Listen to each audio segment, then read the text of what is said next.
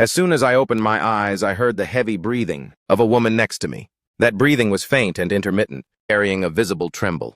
I turned my head, relying on the faint light outside the window to clearly see her face. Even in the dark, it was still a beautiful face. But the purple bruises on her collarbone were truly heartbreaking. What on earth is going on? The sound of a belt whipping, the sound of a wine bottle shattering, the sound of a woman crying. Those injuries were caused by my beatings. I've been reincarnated into the body of a man the same age as me. This guy was an alcoholic domestic abuser, as well as a lazy slacker. I Chen Quisheng was originally a trillion-dollar business legend. Yet the moment I opened my eyes, I became the head of this completely broken family, a deadbeat drunkard who beats his wife and gambles. You're awake. Is it because you can't sleep? Let me go pour a cup of tea for you. No need, just go back to sleep. I tried my best to keep my tone as gentle as possible, but she was like a startled rabbit. I saw her walking barefoot on the cold cement floor. When she reached the door, her instinctive backward glance wasn't for me, but was directed toward her daughter, in the corner. Zimeng's gaze at that moment, and the things hidden within those eyes, made a businessman who was all too familiar with dirty schemes and underhanded plots like me feel as if his heart was being choked by someone. In my past life, I had negotiated multi-billion-dollar business deals, met with politicians from various countries, and slept with countless women who willingly threw themselves into my arms. I thought I had seen everything the world had to offer, but I had never seen a woman so deeply traumatized to that extent. The first thing she did upon waking up was to be walking on eggshells, for fear of waking the monster who beat her. The second thing was to check if her daughter was sleeping well.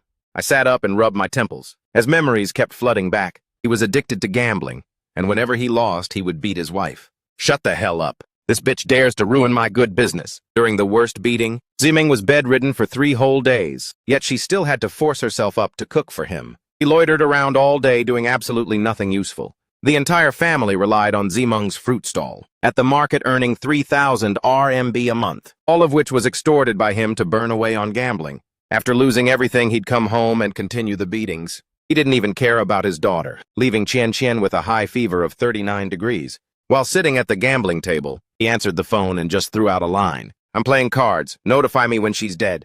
And finally yesterday, bro lost again. No worries. How much is Zimeng worth anyway? You tell me, how many bucks can Zimeng even fetch? Haha, why wouldn't she be worth it? The girl is so beautiful, believe it or not. Just come over tomorrow and I'll show you. Today someone is already coming right to the door to inspect the goods. I closed my eyes and took a deep breath. Zimeng brought over the teacup. There were traces left behind from tossing and turning in her sleep. I lifted the mosquito net to take the teacup. Get in. It's not good if mosquitoes fly in and bite our daughter. Zimeng quietly looked up at me, completely unable to believe it. The man who would beat and curse at her at the slightest provocation could actually say these words. She got onto the bed to coax Qian to sleep, lay down, and turned her back toward me. Her body was slightly tense. Only after a long while did she softly speak up. Can't you sleep? I hummed in response. As if receiving a signal, her trembling fingers unbuttoned her pajamas one by one. The bed is a bit small. Please be gentle. Her voice was filled with the numbness of accepting her fate. A loud bang went off in my mind. I understood instantly. The previous owner of this body actually made his wife do this right next to their daughter to appease his impending rage, which could explode at any moment. An extreme sense of disgust and fury rushed straight to my brain, followed immediately by a wave of heartbreak that was even more intense and agonizing. I grabbed her hand that was unbuttoning her shirt. Zimeng. I looked into her eyes, calling her name seriously for the first time. Listen, you don't ever have to do this again. Her entire body trembled violently. Her eyes widened completely in pure shock and confusion, along with a tiny glint of hope she didn't dare to show. Go to sleep.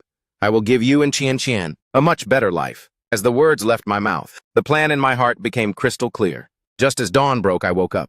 It wasn't out of habit, but an urge to change things that was currently surging in my chest. It burned so intensely that I couldn't sleep at all. Zimeng was as gently as possible carrying Qian out of bed. Seeing me open my eyes, she gasped in panic. Sorry, I woke up on my own. I sat up. I'll take Qian to school today, and then I'll head over to the stall with you. Business at the stall hasn't been good lately. I knew she thought I was going there to take her money again. Fear had already become her second nature, but this time I didn't explain. I stood up and walked toward the kitchen. In the fridge, there were only a few eggs, and a bowl of leftover rice painfully empty. When 2 plates of fragrant golden egg fried rice were brought to the table, Zimeng and Qian stood beside them, as if looking at an unbelievable miracle. Qian looked up with her tiny face. Daddy knows how to cook. Zimeng didn't reply, only looking at me with a very complex gaze. The produce market was noisy and realistic. I stood in front of Zimeng's fruit stall, frowning slightly. Too sketchy. There was only a single type of apple messily displayed. On a torn piece of cardboard, the words 3.80 RMB per caddy were crookedly written. The vegetable lady next door yelled out, "Oh wow, Quisheng came to help today. Is the sun rising from the west or something?" I didn't even give her a single glance. My mind was spinning at high speed. Single product variety, zero competitive edge. Rigid pricing, razor-thin profit margins. Sparse foot traffic, absolutely no attraction. Zimeng had to go pay the remaining management fee. Before leaving, she gave me an anxious look and whispered, "These apples cost 3 RMB wholesale." "Got it. Go ahead." She walked away, looking back over her shoulder in worry. I leaned down, picked up a few flimsy red plastic bags to weigh them in my hand, then looked at the crowd of people rushing past. People who were originally ignoring this small stall completely.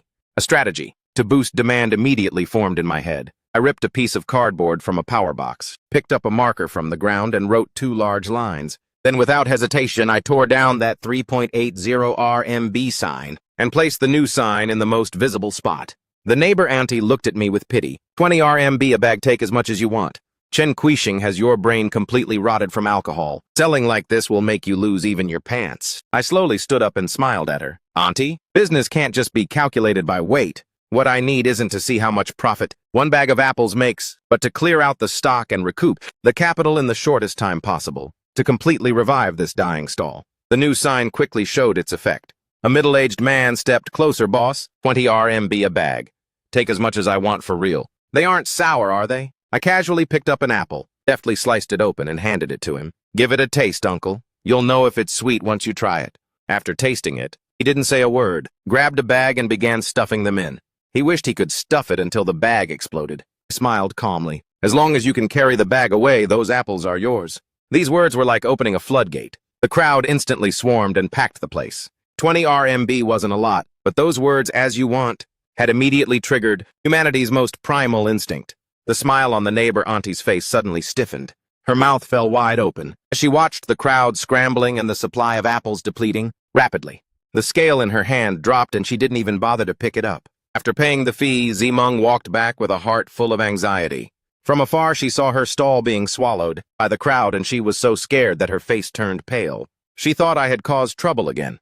She desperately squeezed her way in, but the scene before her eyes left her stunned. She saw me standing behind the stall, neither submissive and lowly, nor hot-tempered and grumpy. I just stood there firmly, collecting money and handing out bags, while the people around me were going crazy, scrambling to buy my apples. The piles of apples that usually barely sold throughout the day were vanishing at a speed visible to the naked eye. When she saw the sign saying 20 RMB a bag, grab as you want, her face went completely pale.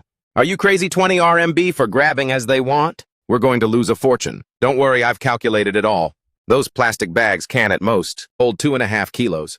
We're definitely making a profit. Look, they think they're getting a massive steal, which is why they're fighting to hand over their money to us." She stared blankly toward the line of people. "How much have we sold?" "Almost 500 RMB, 500. She widened her eyes at me, as if looking at a total stranger.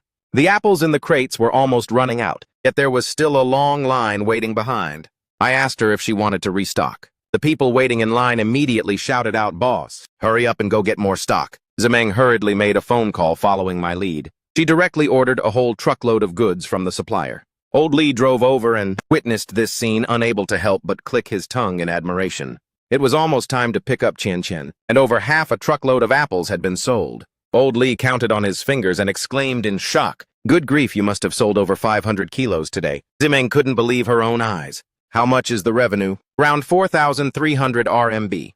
Compared to the future, this small amount wasn't worth mentioning, but this was the very first step for this family to get back on their feet."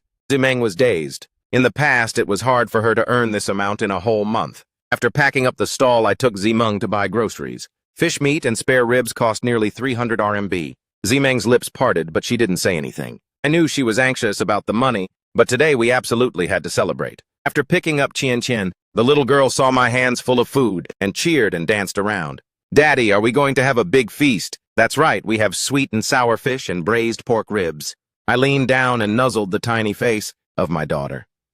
"Awesome, I love Daddy the most." The little girl kept clinging to me and jumping around. Zimeng looked at the father and daughter, her gaze softening. There was a time when this house only had silence and fear. Now it finally had a bit of warmth. The three of us walked home chatting and laughing happily. Tiantian kept chattering nonstop, and a gentle smile appeared on Zimeng's face. This very scene was everything I longed for after being reincarnated. As we passed by the grocery store at the entrance of the alley, Tiantian suddenly tugged at my shirt. Her eyes were sparkling as she pointed at a glass tank inside the store. "Daddy, look, those bright red goldfish are so beautiful." They were just ordinary goldfish, costing a few RMB each, but in Tiantian's eyes, they were priceless treasures, bought for her by her father. Zimeng turned around and said, "I'll head back to wash the vegetables first. You two come home quickly." She carried the bag of vegetables, her steps light, walking toward the old apartment building a dozen meters away. I held Tiantian and stood right in front of the grocery store. Just as I was paying, glancing out of the corner of my eye, I suddenly saw a few figures lingering in front of our house. They blocked Zimeng's path, just as she was holding the key to open the door. My heart tightened. "Sister-in-law, we've been waiting for you for a long time." Zimeng was clearly startled and terrified. She took a step back, looking at them warily.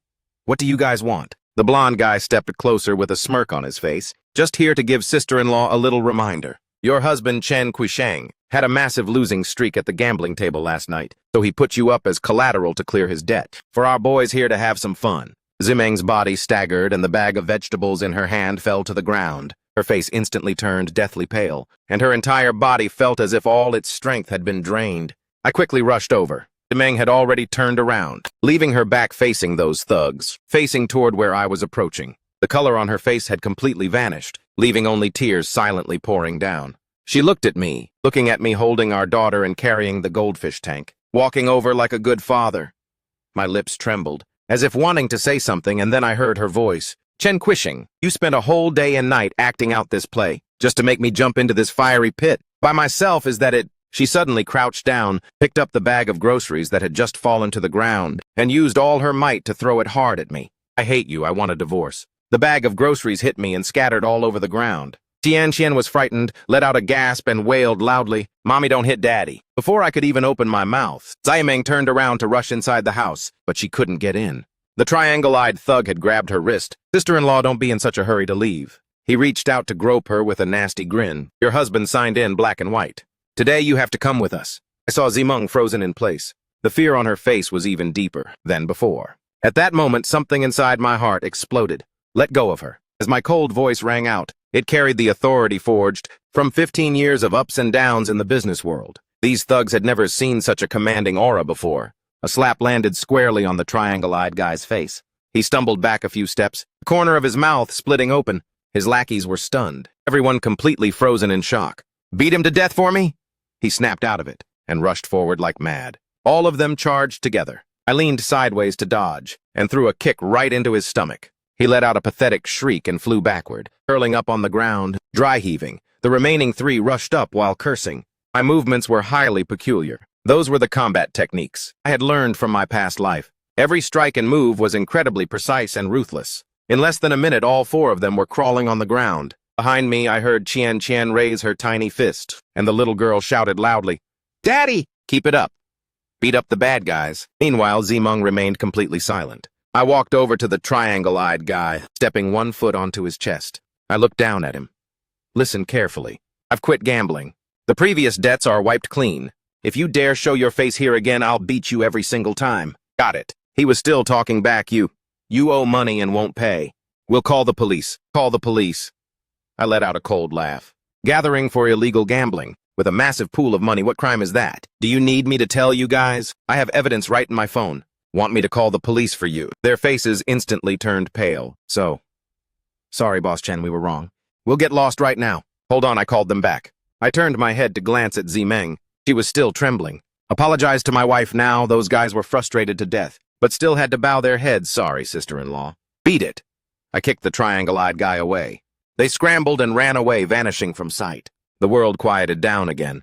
I turned around to look at Zimeng. The tear stains on her face hadn't dried yet, and her body was still trembling. Her eyes looked at me with pure terror, filled with suspicion and deep trauma. My heart ached like a needle prick. I stepped in front of her, looking straight into her eyes. I lowered my voice, pronouncing every single word clearly. "Zimeng, Chen Quisheng from before was a piece of trash. The things he did wouldn't be redeemed even if he died 10,000 times. I'm not asking for your forgiveness right away. I only ask that you give me one more chance. I swear on my life. From now on, if I Chen Kuisheng ever let you and Chen Chen suffer any grievance, even just a tiny bit, I will meet a horrific end. Zimeng looked at me, and huge teardrops just kept falling again. Her lips quivered. Finally, with red eyes, she screamed, Chen Kuisheng, you're an absolute bastard, I'll never believe you again. After saying that, she dragged Chen Chen and rushed into the room. With a loud bang, the door slammed shut. She didn't mention getting a divorce again. That was enough. I opened the door and walked into the kitchen. Before long, the aroma of the sweet and sour fish and braised ribs filled the entire apartment. I brought the food over to the bedroom door and knocked. Dinner's ready. Even if you're mad, don't let our daughter go hungry. I'm sleeping in the living room. Placing the tray of food down, I turned around and walked away. From inside the door, Tian Qian's tiny voice rang out. Mommy, it smells so good. A while later, I heard the faint clinking of bowls and chopsticks. I lay on the stiff sofa staring at the ceiling. The road ahead was still very long, but the direction had never been so clear. Protect them and make this family truly thrive. Late at night, the bedroom door gently cracked open a bit. I closed my eyes, pretending to be fast asleep. A few seconds later, the door gently closed again, but this time it wasn't locked. The corner of my mouth turned up slightly. Over the following days, I went out to the stall with Zimeng every single day. 20 RMB a bag, grab as you want, had become a signature feature of the market. We consistently sold over 250 kilos of apples every day. In less than a week, Zimeng's bank card had gained exactly 10,000 RMB. When night fell, she frequently suffered from insomnia. In the days that followed, sales began to drop, so I unleashed a new tactic. I stocked up on some cherries and blueberries. She frowned. We tried this before. They basically wouldn't sell at all. This time is different. I split the stall into two segments.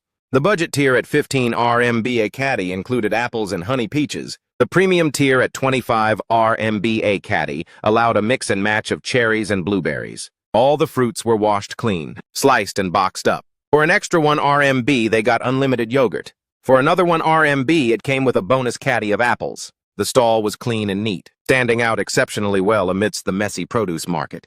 The revenue that day surpassed 3,000 RMB. What made me even more satisfied was the number of people buying premium fruits was actually higher than the budget tier. While packing up, she couldn't help but ask me why. I looked at her and smiled, because expensive things make them feel like they're getting a bigger steal. For just a 10 RMB difference, they get to grab premium items as they want. Who wouldn't be tempted? Doing business is all about capturing psychology. She muttered, you just have a smooth tongue. Her words were complaining, but the corner of her lips couldn't hide her smile.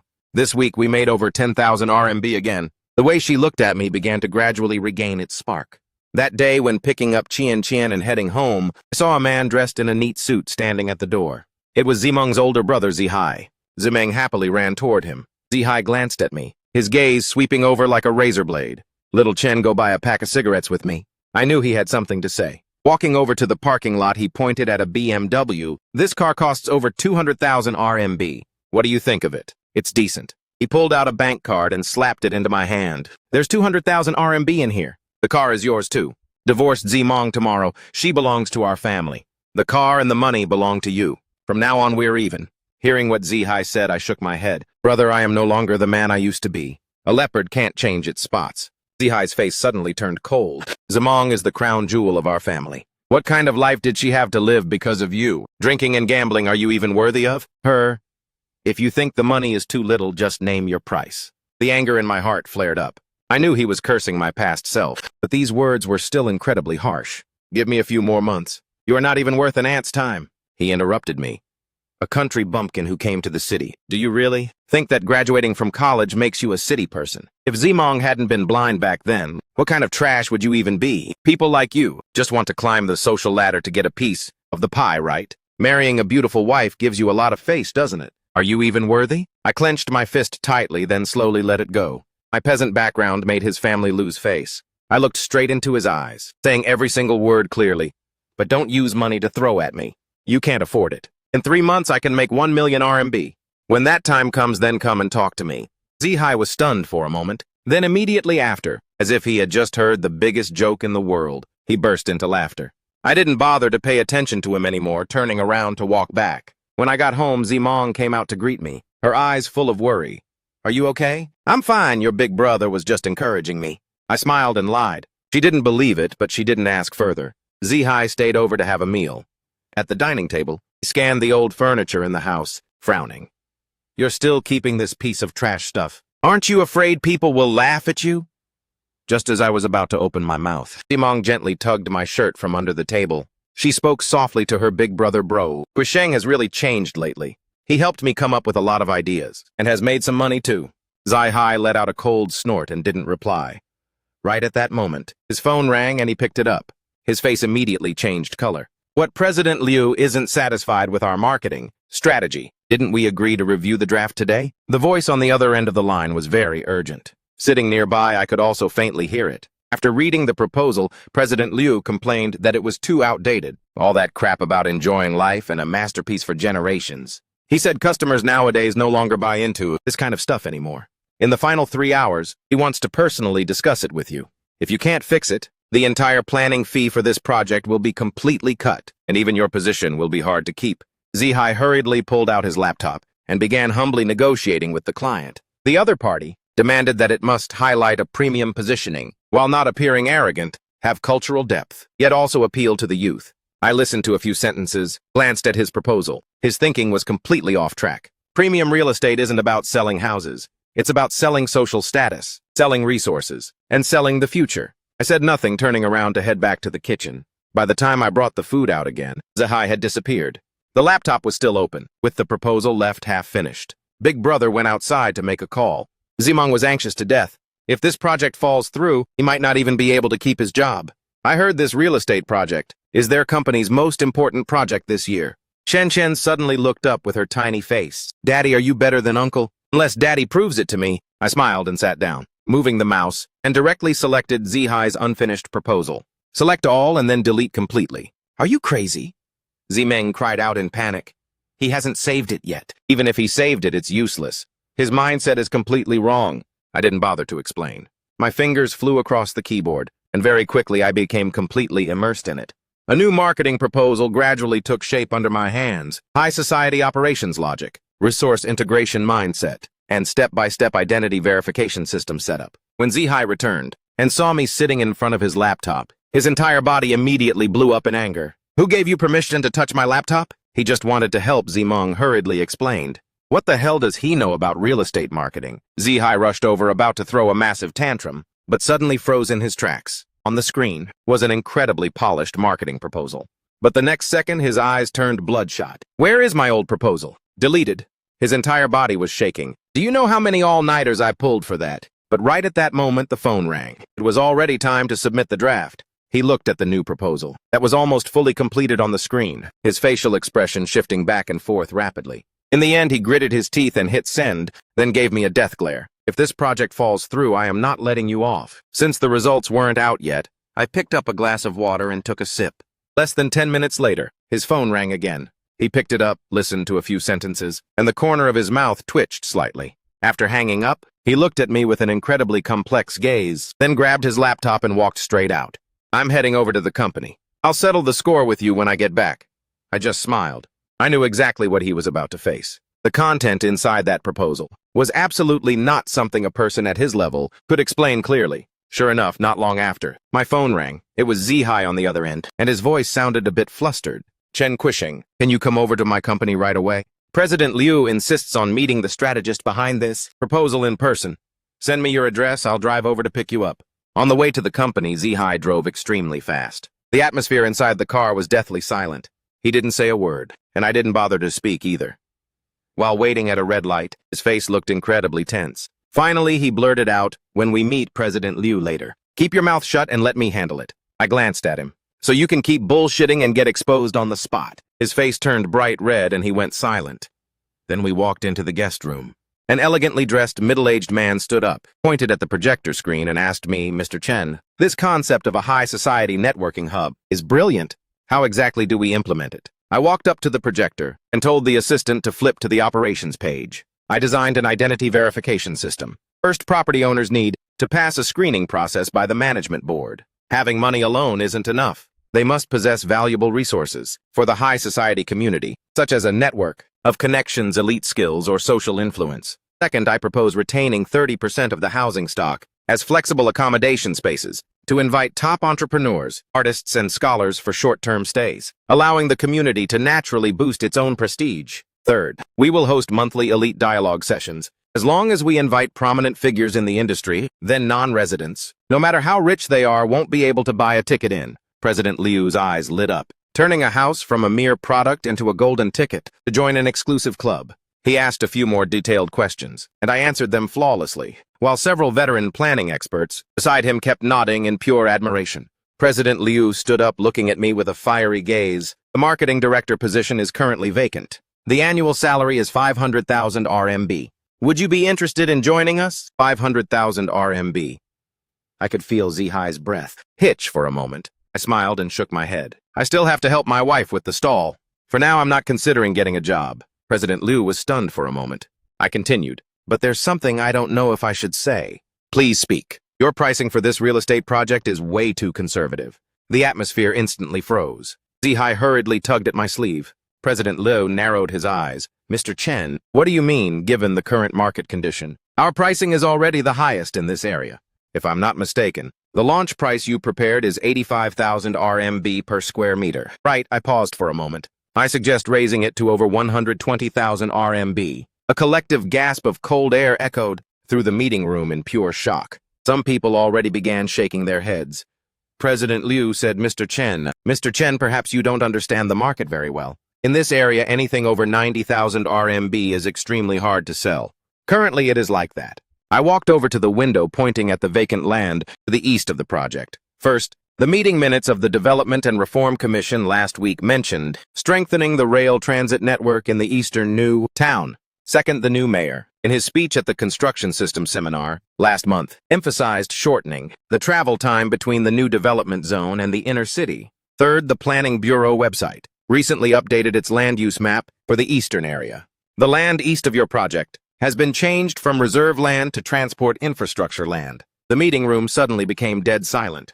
Everyone shifted their gazes toward me, connecting all these pieces of information together, plus the resume of the new mayor. Back when he was in office at the Southern Town New District, the very first big thing he did back then was to push for the construction of the subway extension line. My assessment is, within the next half a year, the subway extension plan will be officially announced.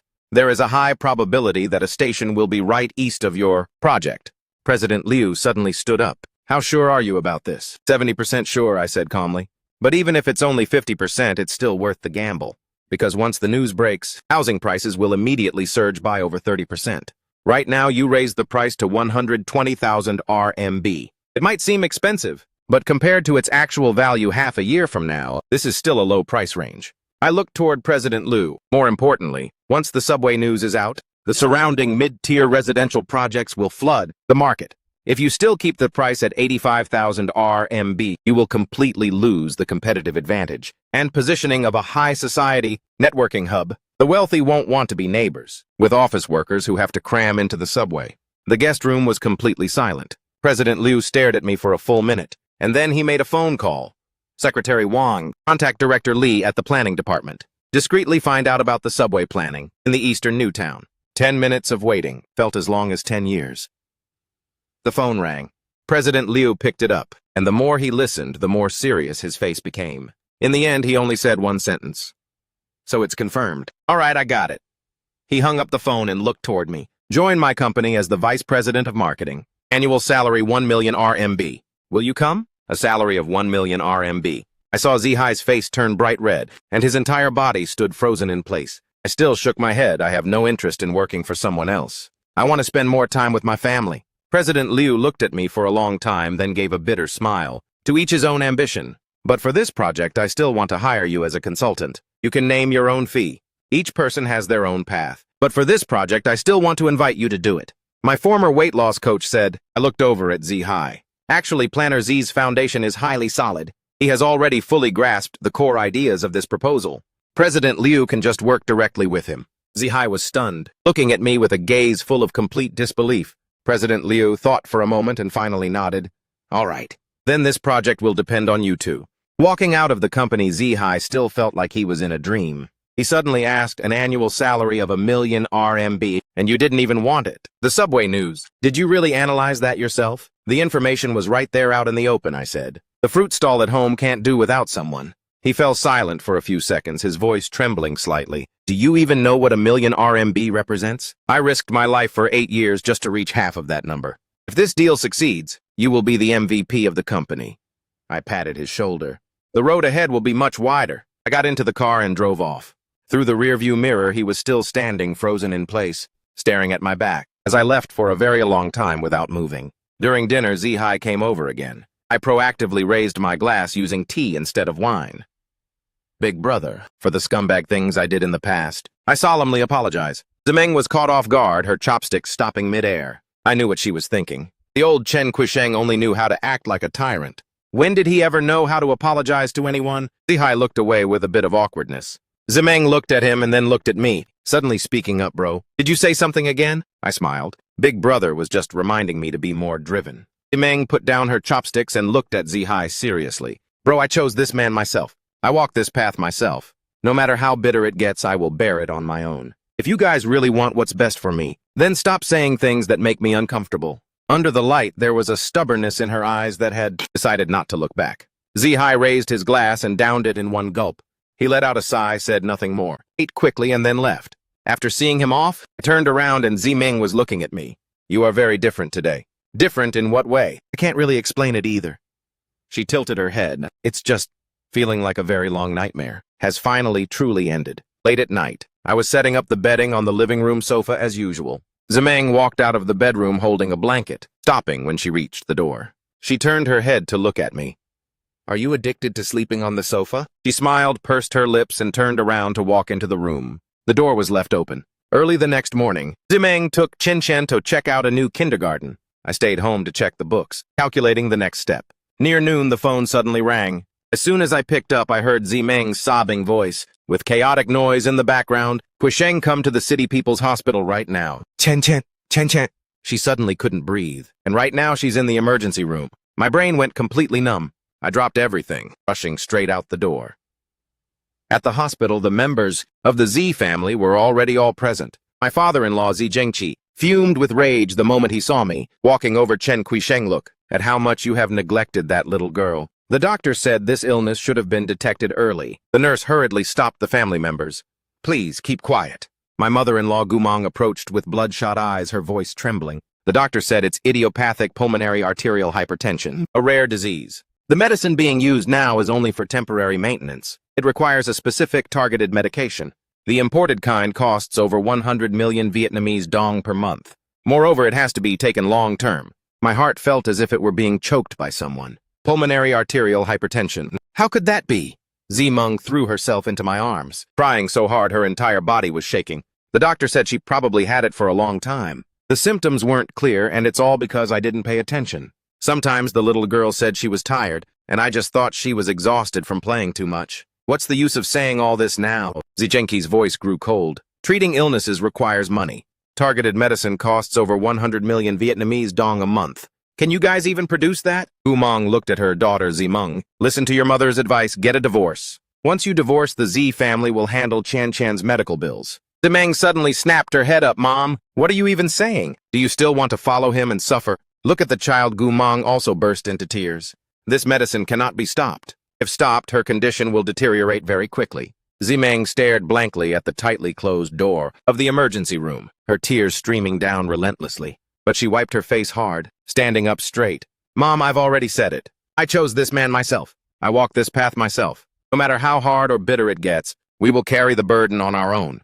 Can you carry it? Zhenqi roared in anger. Over 30,000 RMB a month, and we don't even know how long she has to take this medicine. I pulled Zemeng behind my back to protect her, looking straight at Zhenqi. As for the money, we will find our own way.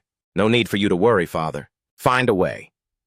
What kind of way can you find? Zihai couldn't help but chime in.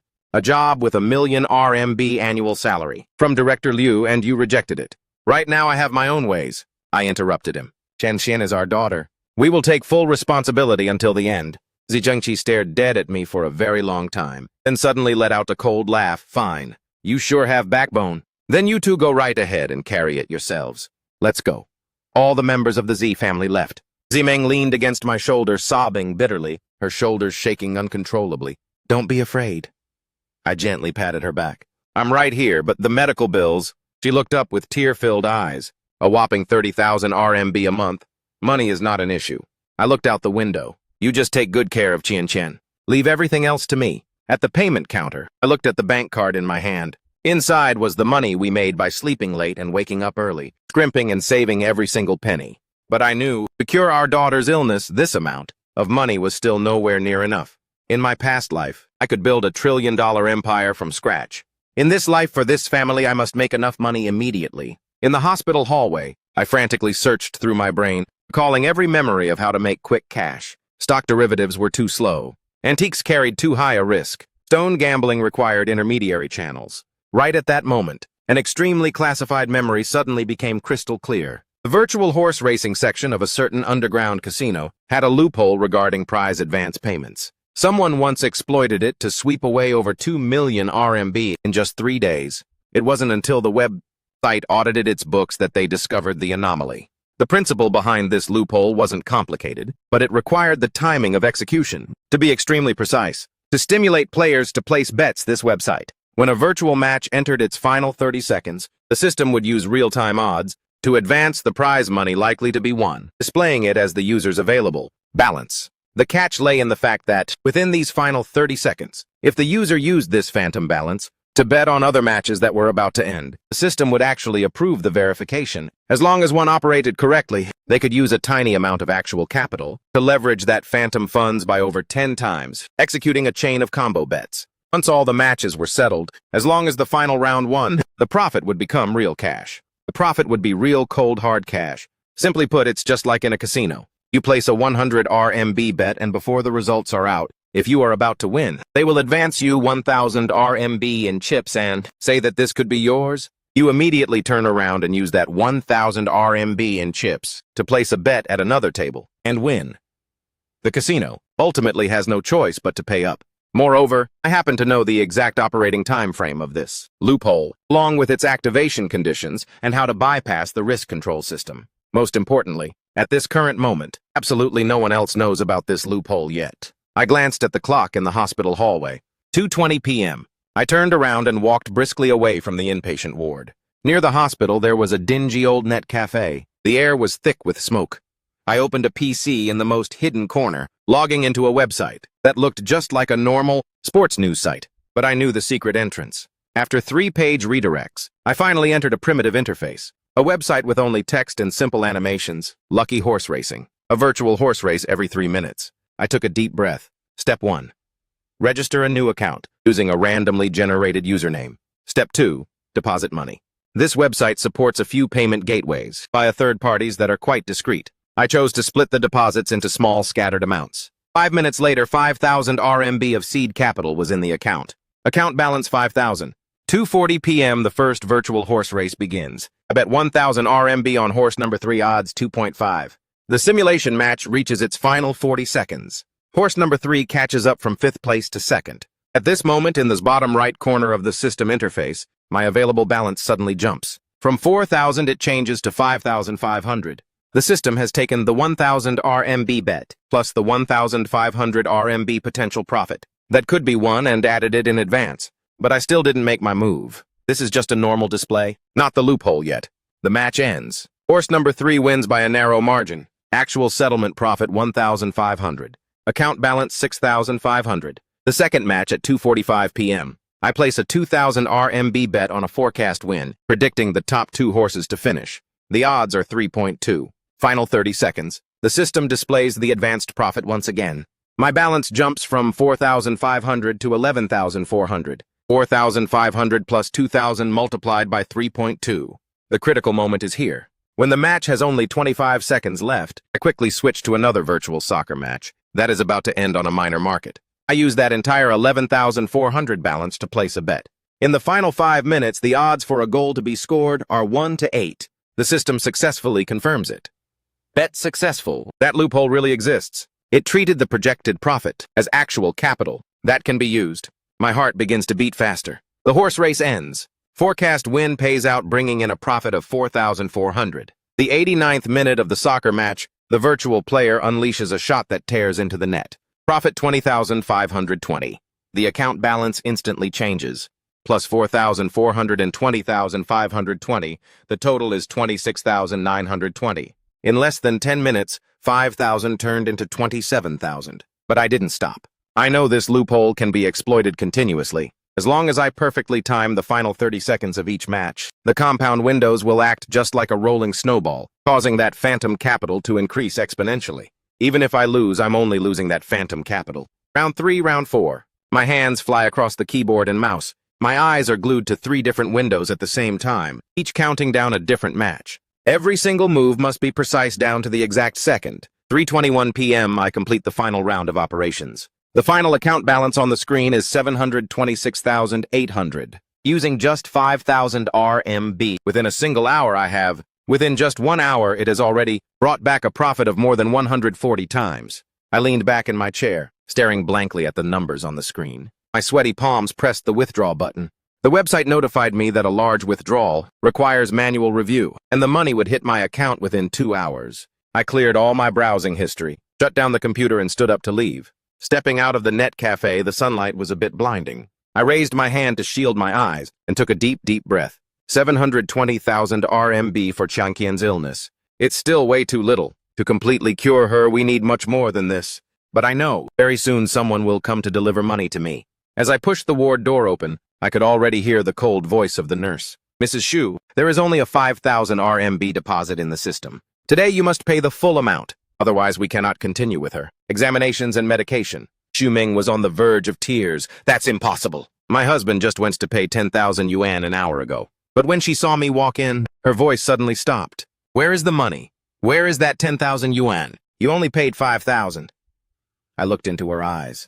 The other 5,000, I took it to bet on horse racing. Horse racing. Xu Meng's expression instantly shattered. She swayed slightly as if all her strength had been drained. Chen Zuisheng, that's Changqian's life-saving money, and you took it to gamble again. She rushed over, her fists pounding against my chest as she cried her heart out.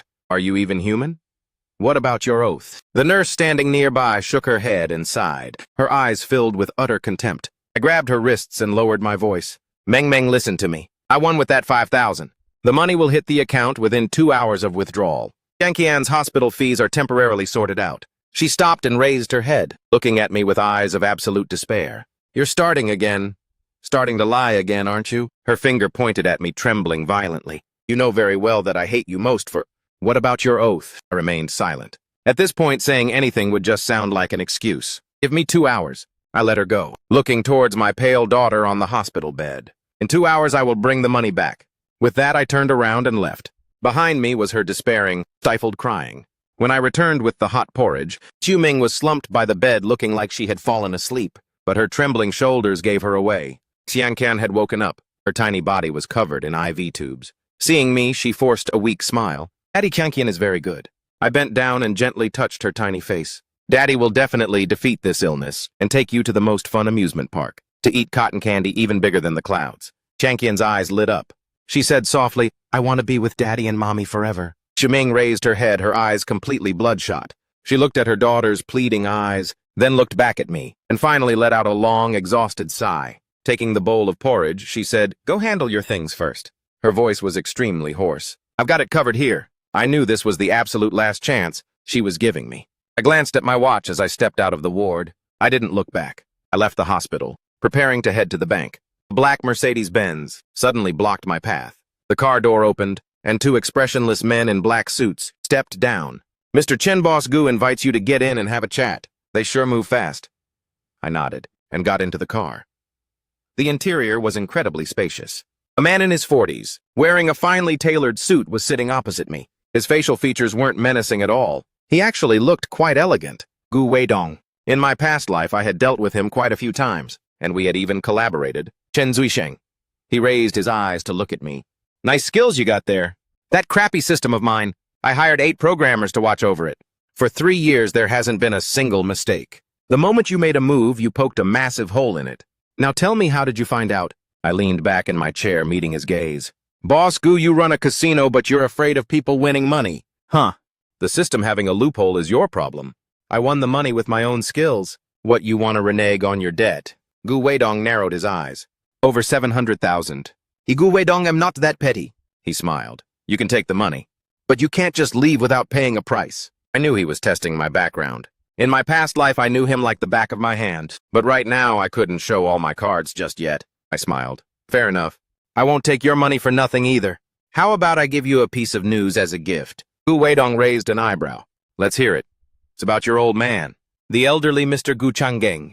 The jade ring on Gu Weidong's hand froze. Lately, has he been feeling occasional chest tightness, along with numbness in his left shoulder and arm? My voice was calm. Advise him to get a coronary CT angiogram immediately.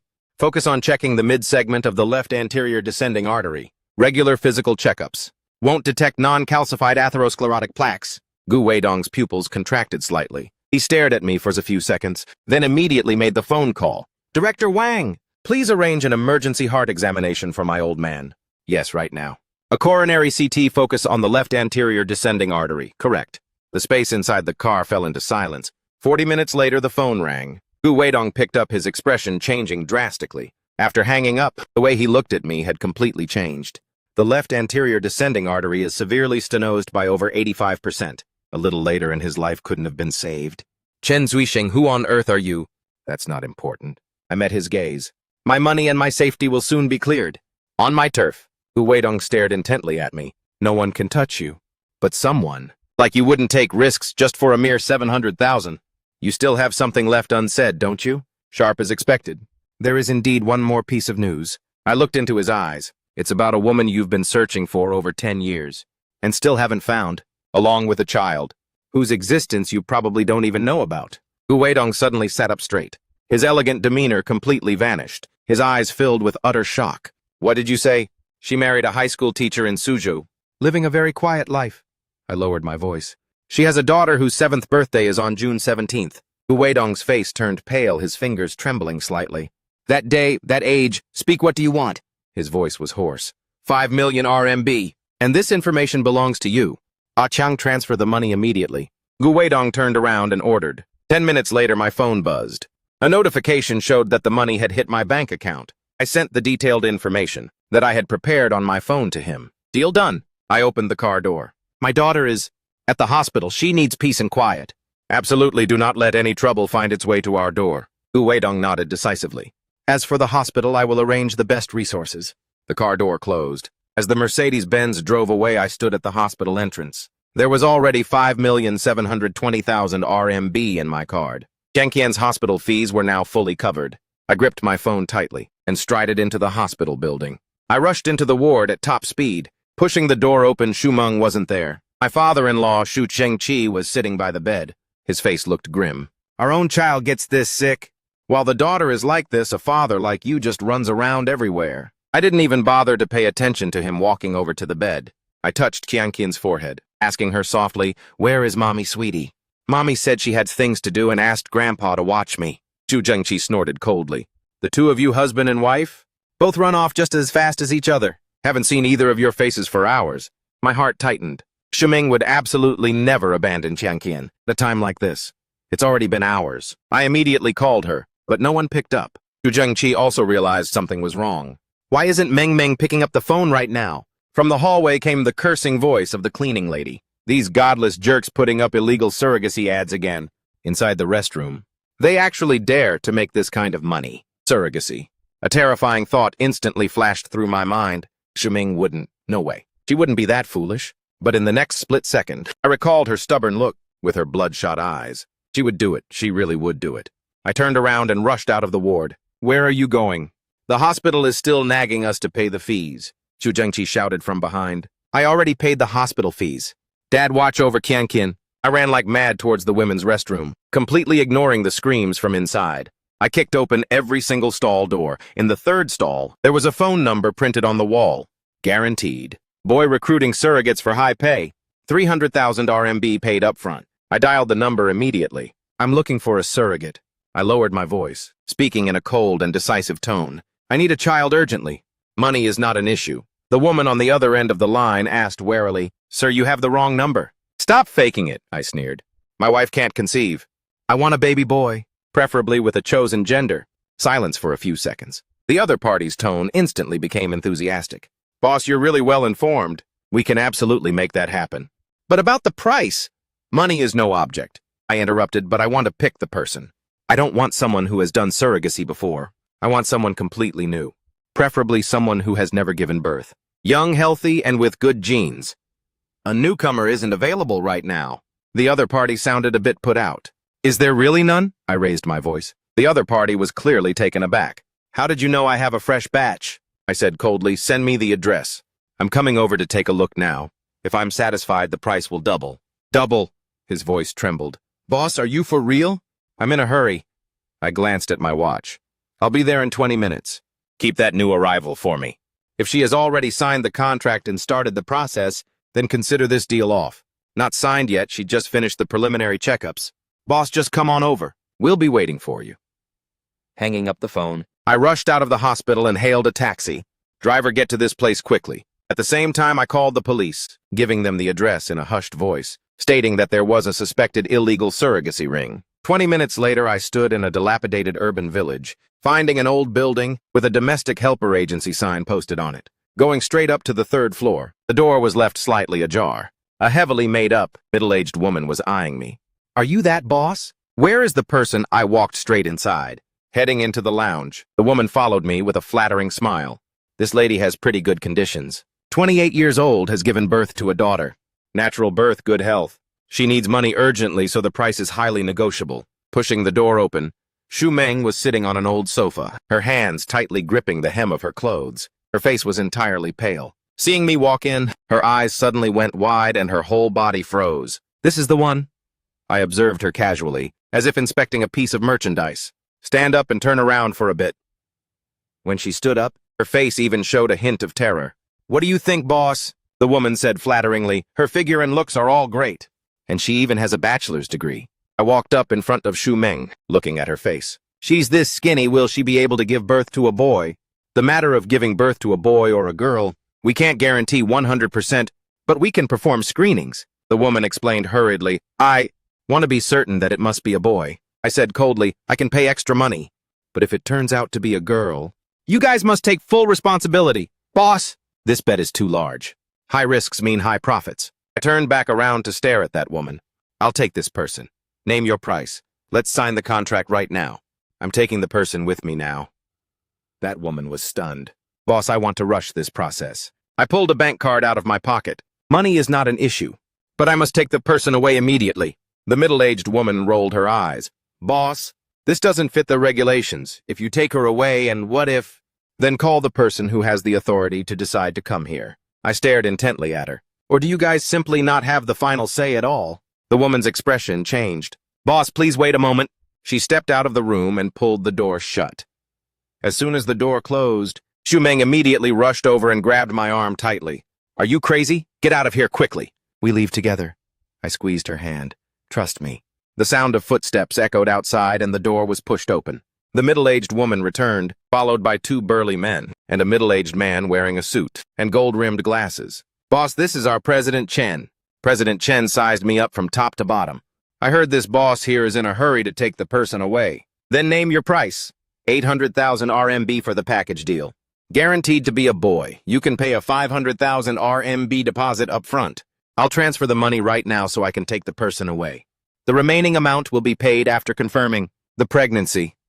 President Chen laughed. Boss, the rules don't work like this. You have to pay the full amount right now, and as for the person, we will deliver her to your designated location. He pushed up his glasses, his smile hiding a deeper meaning. Otherwise, I'm afraid you won't be leaving this place. I narrowed my eyes. My money isn't that easy to swallow. Then let's see if you have the ability to walk out of this door. President Chen gave a wink as a signal. The 2 burly men took a step forward. Right at this moment, the faint sound of police sirens echoed downstairs. President Chen's expression changed. Damn it, you called the police? Why would I call the police? I sneered. But it looks like your business isn't exactly clean. The sound of police sirens rapidly closed in downstairs, and a commotion could be heard. President Chen bellowed, Waste him! From the back door, the 2 burly men rushed over from both left and right sides. I used my strength to push Shu Meng into the corner of the wall, grabbed a chair and smashed it straight towards the guy on the left. With a thud, the wooden chair shattered across his shoulder. He let out a painful groan, his movements pausing slightly. But the fist of the burly man on the right came ripping through the air, aiming straight at my temple. I hurriedly leaned my body away. The fist grazed my cheek, burning hot like fire. Before I could even steady my stance, a cold gleam of light flashed. He actually pulled out a switchblade, stabbing straight towards Shumeng. Shumeng's piercing scream rang out. In the blink of an eye, I threw myself forward to shield Shumeng. The sound of a sharp blade piercing into flesh rang out. The fierce knife wound instantly erupted. A wave of coldness hit my left shoulder, which immediately turned into a burning sensation. The burly man didn't expect that I would actively throw myself onto the blade. He froze in place for a split second. Right at that moment, my right hand grabbed his wrist holding the knife, and I used my forehead to smash violently into the bridge of his nose. Crack! The sound of the nasal bone shattering was accompanied by a wretched scream. He let go of the knife handle, drew a gun, and backed away. "Police, don't move. Everyone get down just—" In that split second, the police stormed upstairs. I held my left shoulder, which was bleeding nonstop, shielding Shumeng behind me.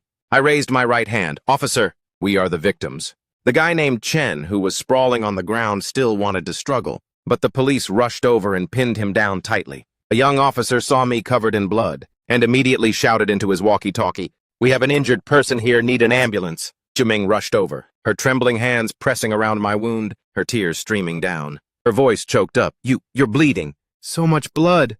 I leaned against the wall, forcing a smile at her, using my uninjured hand to gently touch her face.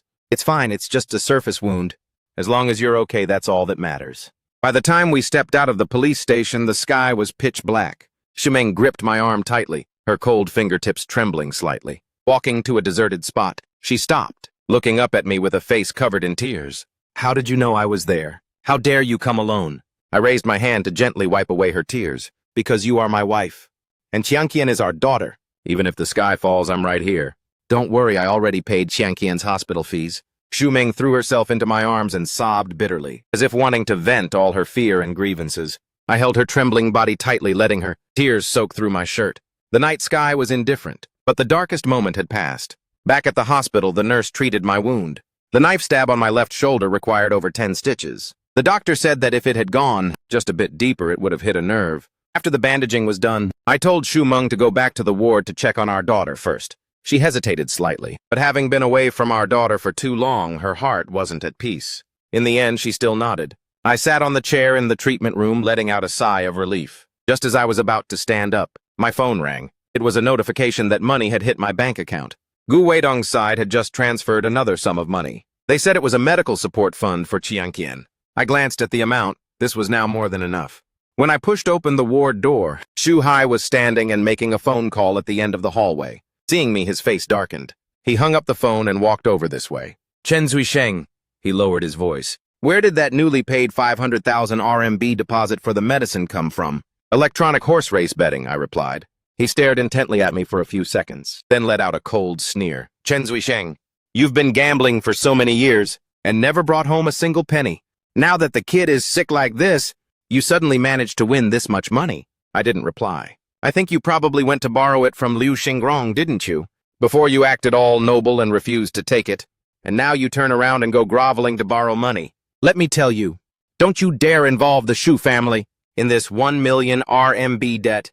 With that, he turned around and left. I stood in place watching his retreating figure leave. Over the next month, Qianqian had to be constantly hospitalized. Idiopathic pulmonary arterial hypertension is extremely rare, and domestically we can only rely on imported targeted drugs. Even though we kept up with it, her condition was still deteriorating, bit by bit. Zhuming and I took turns watching over her. She took the day shift while I took the night shift. When sleepy, I'd lean temporarily against a hallway chair to doze off. When hungry, I'd eat the cheapest boxed meal at the hospital cafeteria. The Shu family members never showed their faces. I knew Shumeng felt terrible inside, but she never spoke it out loud. It's just that sometimes when waking up in the middle of the night, I'd see her slumped beside the bed, holding Qianqian's tiny hand staring blankly. A month later, the Shu family members finally arrived. The doctor was examining Qianqian. After finishing the examination, the doctor said to us, "The current medication can only delay the progression of the disease, which is irreversible. Dragging it out like this, the cardiopulmonary burden on the child will become increasingly heavy." Su Chengqi, upon hearing this, the first thing he asked about was the money. "That 500,000 RMB must be almost all spent by now, right?" Shu Hai said coldly. "Have you thought about how to pay it back?" "That money wasn't borrowed," Shumeng said. "Not borrowed," Gu Manru interrupted. "Did it just fall from the sky?" Then Shu Zhengqi stood in front of everyone, pointing straight at my face, scolding, "Chen Zuisheng, you liar! My daughter and granddaughter have both been ruined by you." I suppressed my anger. "Dad, Keep your voice down, don't affect the child. Are you even worthy of calling me Dad? Right at this moment, the ward door was pushed open. The doctor led several experts inside. There is some news. The doctor looked towards us. A team of experts from a top overseas cardiopulmonary center will soon carry out advanced interventions domestically, combined with targeted gene therapy protocols, through reconstructing the pulmonary arterial microcirculation, coordinated with precise targeted regulation. There's a chance to completely reverse the disease progression. He paused for a moment. Jiangqian's indicators just happened to meet the conditions perfectly. Shuming suddenly grabbed my hand tightly. Her eyes were red. But the treatment process must begin immediately. The initial phase cost is 1 million RMB. I turned around and stepped out of the ward. At the end of the hallway, I called Gu Weidong. Don't worry about the money anymore, he said. Professor Robert is someone I personally invited from Zurich. He has reviewed your daughter's condition, saying it's better than expected, and the surgical outcome will be very ideal. Thank you. I'm the one who should be saying thank you. He paused for a moment. The mother and daughter have both found a backer, and that is Mr. Chen. I'll remember this favor. Hanging up the phone, I returned to the payment counter. By the time I got back to the ward door, I heard Xu Zhengqi's voice inside. See that? The moment paying money is mentioned, he just runs off and disappears. Meng, as long as you divorce him. The Xu family will handle this money. Xu Meng's voice was very soft but very firm. Mom, Dad, bro, thank you for your good intentions, but there's really no need. The day before yesterday, Zui Sheng deposited another 1 million RMB up front. The ward fell silent for a few seconds. A nurse pushed the door open to prepare for the surgery, casually mentioning, the child's father just deposited another 1 million RMB to be used as a dedicated fund for treatment, post-op care and imported targeted drugs. I stood at the door, watching Xu Zhengqi, Bu Manru and Xu Hai, all three of them stood frozen in place. The red light outside the operating room was on.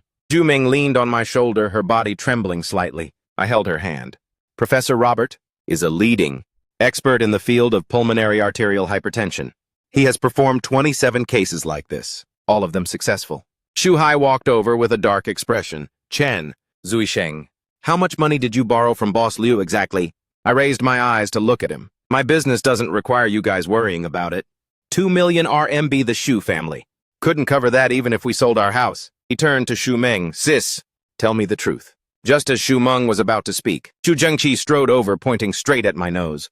Why ask him? He's only good at lying and gambling. He turned and said to Xu Meng, Meng Dad currently has 1 million RMB in savings. As long as you agree to get a divorce, this money will be transferred to you immediately. But first thing tomorrow morning, Dad plans to take this money to invest in an elderly care mortgage project led by Director Zhou. Then Gu Manru, standing next to him, explained, the annual return is at least 30%. This is an internal opportunity within the retired cadre circle. The contract is for 15 years. After 15 years, the company will not only return the house in its original condition, but there will also be extra profit from the capital investment. Director Zhou already said, this is a national pilot project, with only a few slots available. Your mother and I think making money multiply like this is also to leave it all to you kids later on. I looked at Xu Zhengqi. Dad, the model you just mentioned is mortgaging the real estate to a third-party company in exchange for retirement money, right? Xu Zhengqi was stunned for a moment, his face showing clear contempt. The old leader personally stood as a guarantor. The company contract is legitimate, and we've already had a lawyer look it over. What do you even know?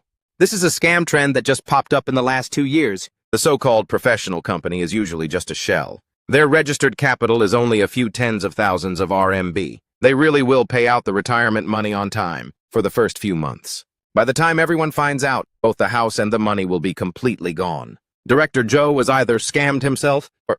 I haven't finished yet. You're talking nonsense! Xu Zhengqi flew into a rage. Our lifelong connections and network led us here, and a drunkard like you is lecturing us. The contract is in black and white, clear as day. Would the government just not regulate it? I see you're just jealous and bitter. Dad, Xu Meng suddenly stood up, her voice trembling. Take that project of yours away. I don't need your money anymore. Whether Jiangqian lives or dies, I'll bear it alone. Xu Zhengqi's face turned pale. He pointed at his daughter for a long time, speechless. Finally, he flung his hand down. Fine, don't you dare regret this. Manru's eyes reddened as she sighed. Xu Hai hesitated to speak. The whole family turned around and left. The space outside the operating room instantly became quiet. Xu Meng slumped down onto the long bench, her tears silently falling. I gently wrapped my arm around her shoulder. 4 hours later, the operating room light turned off. The attending physician walked out with a smile on his face. The surgery was very successful. She needs to be monitored in the ICU for 48 hours, but the post-op prognosis is very optimistic. Shumeng's legs went weak, but I caught her just in time. She covered her face, tears pouring through her fingers, but this time they were tears of joy. 2 months later, Qianqian met the criteria to be discharged. Her face looked much rosier now. Although she still has to take medicine and go for regular checkups, she could already run and play around. To celebrate her recovery, we booked a table at a high-end steakhouse that had just opened. While she was hospitalized, I promised my daughter that once she got better, I'd take her to eat the best steak. The ambiance inside the steakhouse was very elegant. Qianqian excitedly swung her little legs on the chair. Shumeng helped her unfold her napkin. The food had all arrived, and just as I was about to cut the steak, a young man, elegantly dressed, walked past the aisle. He casually glanced over, and his gaze landed on Shumeng. He suddenly froze. Looking at Shumeng, a look of surprise appeared on his face, which immediately turned into a knowing smile. He took a few steps closer, his eyes sweeping over me and Qianqian especially, lingering on Qianqian for a bit longer. Finally, his gaze returned to Shumeng's face. "I heard you got married. This gentleman is—" Shumeng's fingers clenched slightly. This man's name was Zhou Fong. He was the blind date that Shumeng's parents had tried their hardest to set her up with back then. Seeing him, Shumeng's body visibly stiffened. "Zhou Fong." Shumeng's voice sounded a bit unnatural. What a coincidence. Zhou Fong turned towards me, sizing me up from head to toe. That probing look was completely obvious. He extended his hand. "You must be Mr. Chen, right? Nice to meet you. Is this your child? She's already this big." I stood up and shook his hand. The force of his grip intentionally tightened a bit. I didn't flinch at all, only looking back at him calmly. "Since it's such a coincidence, I'm sure you don't mind if we sit together, right?" Zhou Fong naturally said, turning his head to introduce the exquisitely made-up woman behind him. "Huiping, this is my old friend Shu Meng and her husband. Meng Meng, this is my girlfriend He Huiping." He emphasized the words old friend and girlfriend with deep meaning. He Huiping's gaze quickly swept over Shu Meng, finally stopping on Shu Meng's outfit, a smug look appearing on her face. She flashed a smile. "Sister Shu, is it what a coincidence? Let's sit together." Under the table, Shu Meng gently grabbed my hand. I squeezed her hand back and smiled at He Huiping. Calling her Sister Shu is a bit too polite. "You look much more mature than my wife." He Huiping's face stiffened. Zhou Fong ordered a few expensive dishes, then looked at me. "Mr. Chen, where are you currently working?" "I just run a small business," I replied calmly. "Small business is good." "Free." Zhou Fong turned to say to the waiter, "Give us a bottle of white wine. Chassagne Montrachet 2015 vintage. Decant the wine first." He smoothly rattled off the wine name and looked towards Shu Meng. "Meng Meng, I remember you didn't used to drink much wine. However, the white wine of this restaurant paired with seafood is truly a masterpiece. You should try a little." He Huiping immediately chimed in, "That's right. Feng is very particular about his food and drinks. This bottle of wine must not be cheap, right?" On the surface, she was asking Zhou Fong, but her eyes kept glancing at Shu Meng. Zhou Fong pretended to be casual. "It's just average, as long as it pairs well with today's dishes." The wine was quickly brought out. The waiter followed proper etiquette, pouring a little wine into Zhou Fong's glass and inviting him to taste it. Zhou Fong gently swirled the wine glass, took a sniff, took a sip to let the aftertaste linger in his mouth for a moment, and then finally nodded. "All right?" Throughout this entire process, his behavior was very pretentious. The waiter was about to pour wine for everyone. I raised my hand to gently stop him, took the wine glass in front of Shu Meng, and told the waiter, "Please change this glass for another one. This glass hasn't been chilled long enough. It will affect the fruit aroma and the mineral taste of the Montrachet, especially its relatively delicate wine structure." The waiter was stunned, hurriedly apologized, and went to change the glass. I accepted the new glass, checked it carefully once more, and then signaled that he could pour the wine. The calm expression on Zhou Fong's face began to crack. Shu Meng looked at me in surprise. She raised her glass and carefully took a small sip. Zhou Fong cleared his throat. "Mr. Chen is quite knowledgeable about wine glasses. However, specifically, the Montrachet production region is actually even more outstanding. It achieves a balance between the elegance of Pouligny and the richness of Chassagne." I smiled.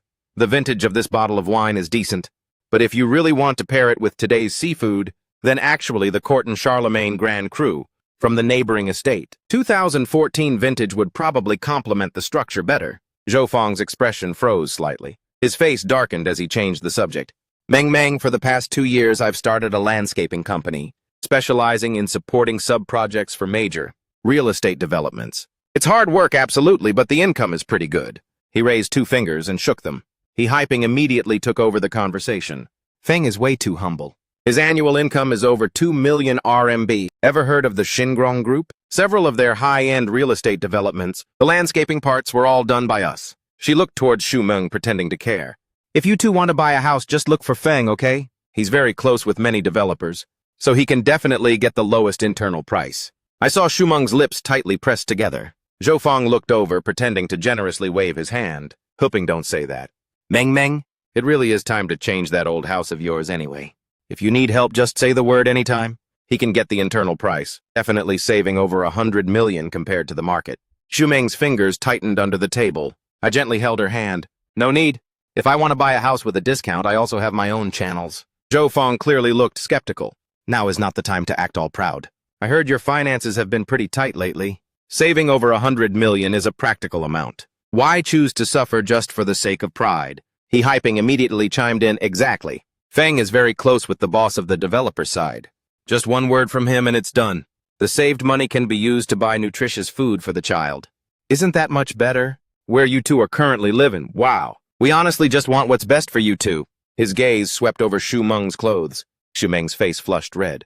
She was about to speak, but I gently held her back under the table. I picked up my water glass and took a sip. Anger began to brew in my heart. Today is the day to celebrate my daughter being practically reborn. We didn't come here to listen to you two play good cop, bad cop. Right here. Just as I was about to kick them out, Mr. Chen. A voice carrying. A bit of surprise came from behind. We looked over and saw Liu Xingrong quickly walking over from the private room, area a genuine smile on his face. I was slightly surprised. When entering, I saw the entrepreneur's wall and had seen a photo of him with the owner. I didn't expect to actually run into Chairman Liu here. Zhou Feng acted like he had springs attached, popping up instantly, knocking over his chair, with a loud clatter. His face was full of flattery, bending over as he extended both hands to greet him. Chairman Liu, what a coincidence. I'm Zhou Feng from the landscape gardening side. At your company's appreciation gala late last year, I even proposed a toast to you.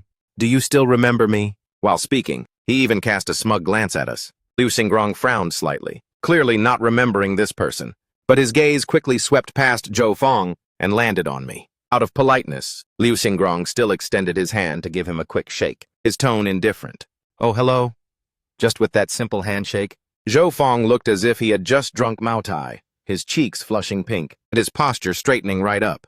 However, Liu Xingrong almost immediately withdrew his hand and turned towards me, striding past Zhou Feng, who was standing frozen in place.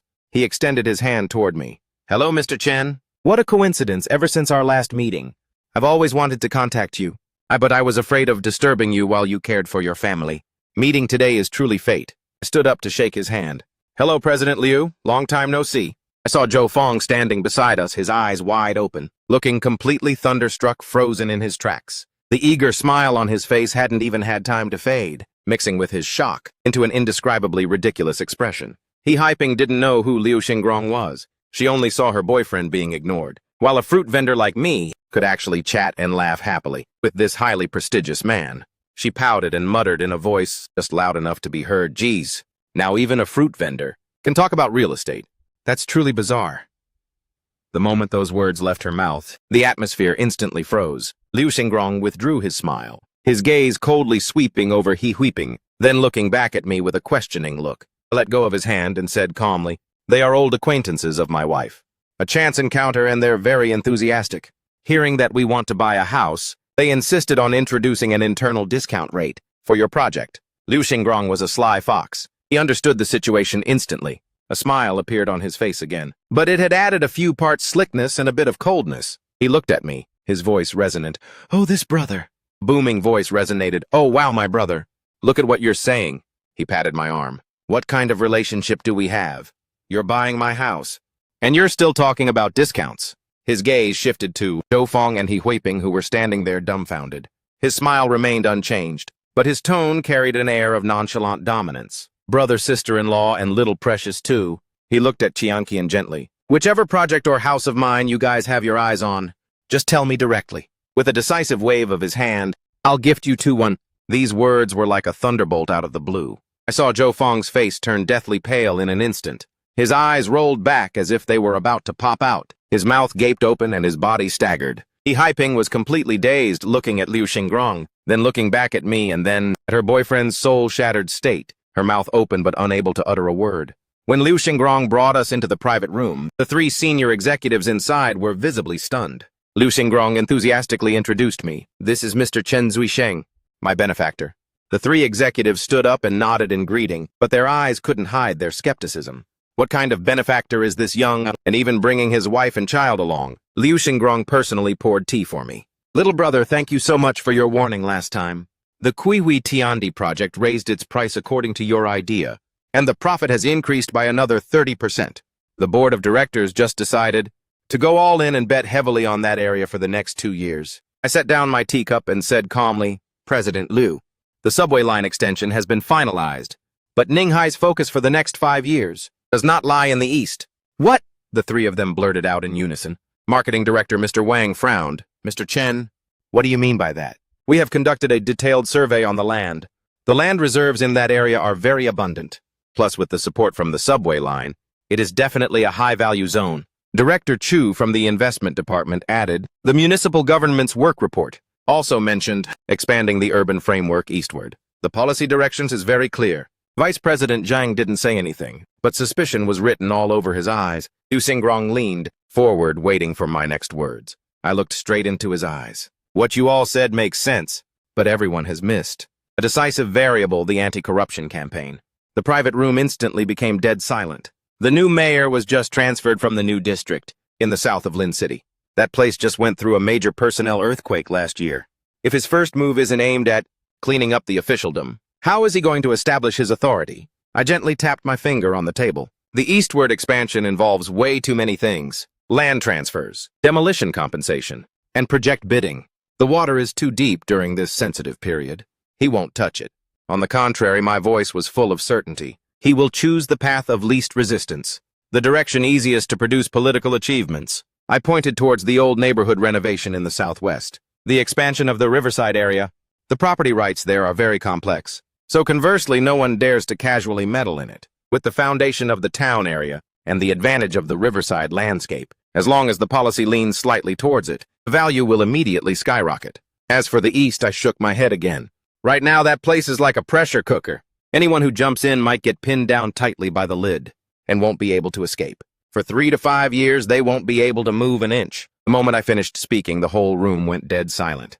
I saw the expressions of those three senior leaders freeze on their faces. The hand holding Liu Xingrong's teacup stopped in midair. His eyes shifted from astonishment to sudden realization. He suddenly recalled at a banquet a few days ago, a certain leader once accidentally mentioned that upgrading the old neighborhood was also a potential direction. I turned my head and caught Xu Meng's gaze. Her eyes were wide open, looking at me with pure astonishment. Shocked, genuinely shocked. "Shocking," Liu Xingrong muttered, repeating the word as he slammed his teacup down, then suddenly stood up. He walked around the table, picked up the teapot, and personally poured more tea for me. "Only talking about economics, without considering politics, is truly the mark of a reckless man, Brother Chen. Today you have taught us a lesson that is incredibly important." I saw the three senior executives gasp. When had Liu Xingrong ever been this humble with anyone? "You flatter me, President Liu," I smiled. "It was just a casual remark. If anything was wrong, I hope you won't blame me." "A casual remark?" Liu Xingrong shook his head. "Every single word is worth its weight in gold. And what is gold anyway? These words are worth a whole 10 billion. Liu Xingrong sat back down, his eyes sparkling. "Brother, you've helped me with such a huge favor. I can't just accept it for nothing. What I said outside still stands. Whatever house you two want, I'll gift you one." Under the table, Xu Meng suddenly squeezed my hand. "Gifting is unnecessary." I shook my head. "I'll buy it. Wherever you want to buy, just pick at your convenience and I'll give you the lowest price." I smiled. "I want the southeast area, the stalls at the Wanjiahui wholesale market, and a small apartment at Wengsan, Jiayuan right next to it. Around 80 to 90 square meters is fine." I saw everyone freeze. The southeast area was a remote plot of land that the company hadn't fully developed yet. It only had some added supporting facilities, and that tier of property basically made no money. "Brother, are you joking with me?" Liu Xingrong frowned. "That place is too remote. Let me give you a high-end riverfront apartment at Yincheng Hai'an." I still shook my head. "I'm in the fruit business, so the wholesale market side is more suitable. Living right next door is also convenient for daily life." Liu Xingrong stared at me intently for a few seconds. Suddenly he laughed. A laugh that was a bit helpless but also full of admiration. "Fine. If you insist on buying, I won't stop you either. How about this?" He slapped the table. You can pick the stall yourself. It'll be priced at the cost price of 100,000 RMB. If you pay even 1 RMB more, I'll be offended. 100,000 RMB. How is this any different from giving it away for free? I raised my glass in acknowledgement. All right, President Liu, thank you. The 2 teacups gently clinked. I could feel Zhu Ming's gaze completely glued to my face. She looked at me, then back at the 3 senior executives, who were still in a daze over there, her lips moving, but in the end she said nothing. After making an appointment with Liu Xingrong to look at the commercial premises tomorrow, we then headed back home. Zhu Ming dropped by the fruit stall first. She really wanted to upgrade the small stall into a wholesale agency at the big market or a supermarket, so she could clean up at the odds and ends on the stall first. I carried Qianqian back home first. Just as I entered the residential compound, I was blocked by the aunt from the Huang family who was walking her grandson. Oh, Qianqian, remember last time you played with Xiaobao? What did Grandma say? Children must learn to listen. If you don't listen to Grandma, you'll get sick. Got it. Hearing these words, the anger in my heart flared up fiercely. Whether my daughter is well-behaved or not, how could I not know? She got sick because she was being naughty and didn't listen. Nonsense. I looked down and saw little Qianqian was clearly terrified, shrinking back behind me. Qianqian, I said clearly, from now on when you're outside, no matter who makes you uncomfortable, just come home and tell Daddy. Daddy will protect you. Having said that, I was about to leave. Oh wait, don't be in such a rush.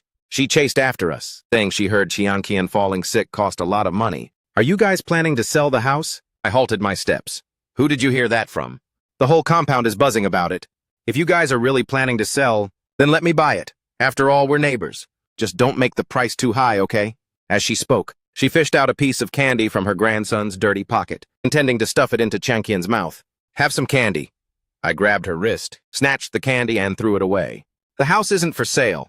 Stop listening to nonsense. Having said that, I turned around and headed upstairs. Her curses echoed from behind. A total profligate, and he's still putting on airs. Serves you right for being dirt poor. When Zhu Meng came home and heard it was Aunt Huang, her face immediately darkened. She's a famous gossip in this neighborhood. Don't mind her. We didn't care about that. But we didn't expect that. Gossip could stir up such a storm. The next evening, while I was playing with Qianqian, Zhu Meng's phone rang. She picked it up and listened to a few sentences, her expression completely changing. Mom, what are you saying? The house isn't being sold at all. Mom, she hung up. She looked at me, her brows furrowed tightly. What did your mom say? Aunt Huang ran into them at the supermarket and said we are planning to sell the house. My dad is losing his mind. Just as she was about to explain, the phone rang. It was Liu Xingrong's secretary calling to confirm the time to look at the shop tomorrow. After hanging up, I saw Zhu Meng staring at me. She hesitated to speak. What's wrong? Nothing. She shook her head, then added, my dad is a very conservative person. Since he believed Aunt Huang's words, he will definitely take action. I held her hand. About the house. Tomorrow, after finishing the paperwork, everything will be clear. She nodded, but the worry on her brow still didn't fade. What I didn't know was that at this exact moment, Zhu Zhengqi was rummaging through everything at home to find the property certificate. Found it! He tightly clutched that dark red booklet, his eyes full of resentment. Isn't he targeting this house? Fine, I'll give him what he wants. Gu Manru stood beside him, her eyes red. Old man, if you really do this, what if Meng Meng? Meng Meng what? Zhu Zhengqi interrupted her. She's like she's possessed right now. Guided by devils? By the time Chen Zuisheng targets this house, the mother and daughter will truly have nowhere to live. He stuffed the property certificate into his chest pocket, gnashing his teeth. Tomorrow I'm going to get it done right away. Once the elderly care mortgage paperwork is complete, this house will have nothing to do with them anymore, unless Chen Zuisheng gets lost, and Meng Meng agrees to a divorce. Otherwise, no way are they staying in this house. Gu Manru opened her mouth to say something, but in the end she stopped herself. Outside the window, the night was deep. The lights in the residential compound went out one by one. During breakfast, Zhu Meng looked very happy. I could feel her anticipation for going to see the commercial premises today. Qianqian swung her little legs and asked her mother, Mom, will our family have a really big fruit shop later? That's right. Zhu Meng's voice was gentle. Qianqian can have whatever she wants to eat. Awesome.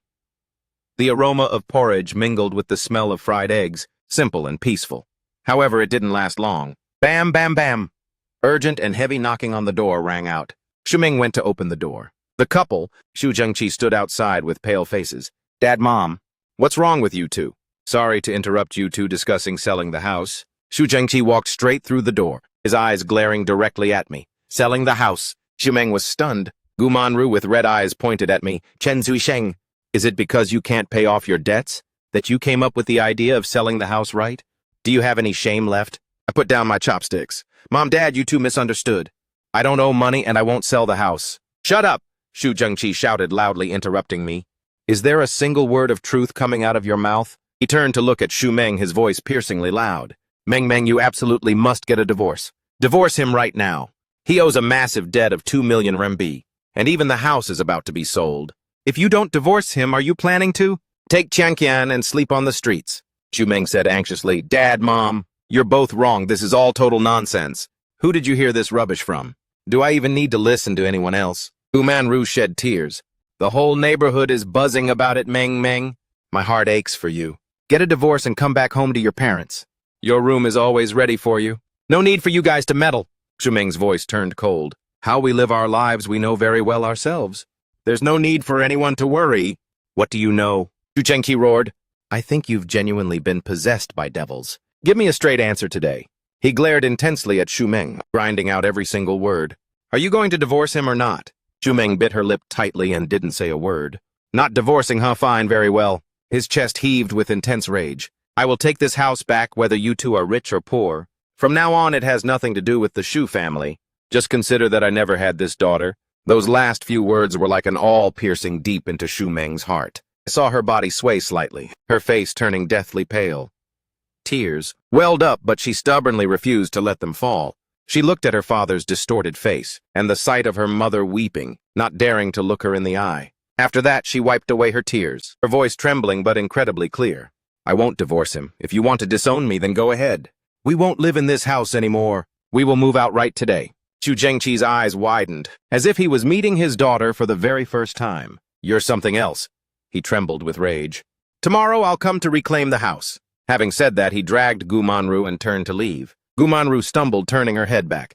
Meng, how did you become like this? Your dad is doing this for your own good. Shu Meng screamed toward his retreating figure. He was the one who said he wanted to disown me. He was the one who said he wanted the house back, and I agreed. Is that still not considered being obedient?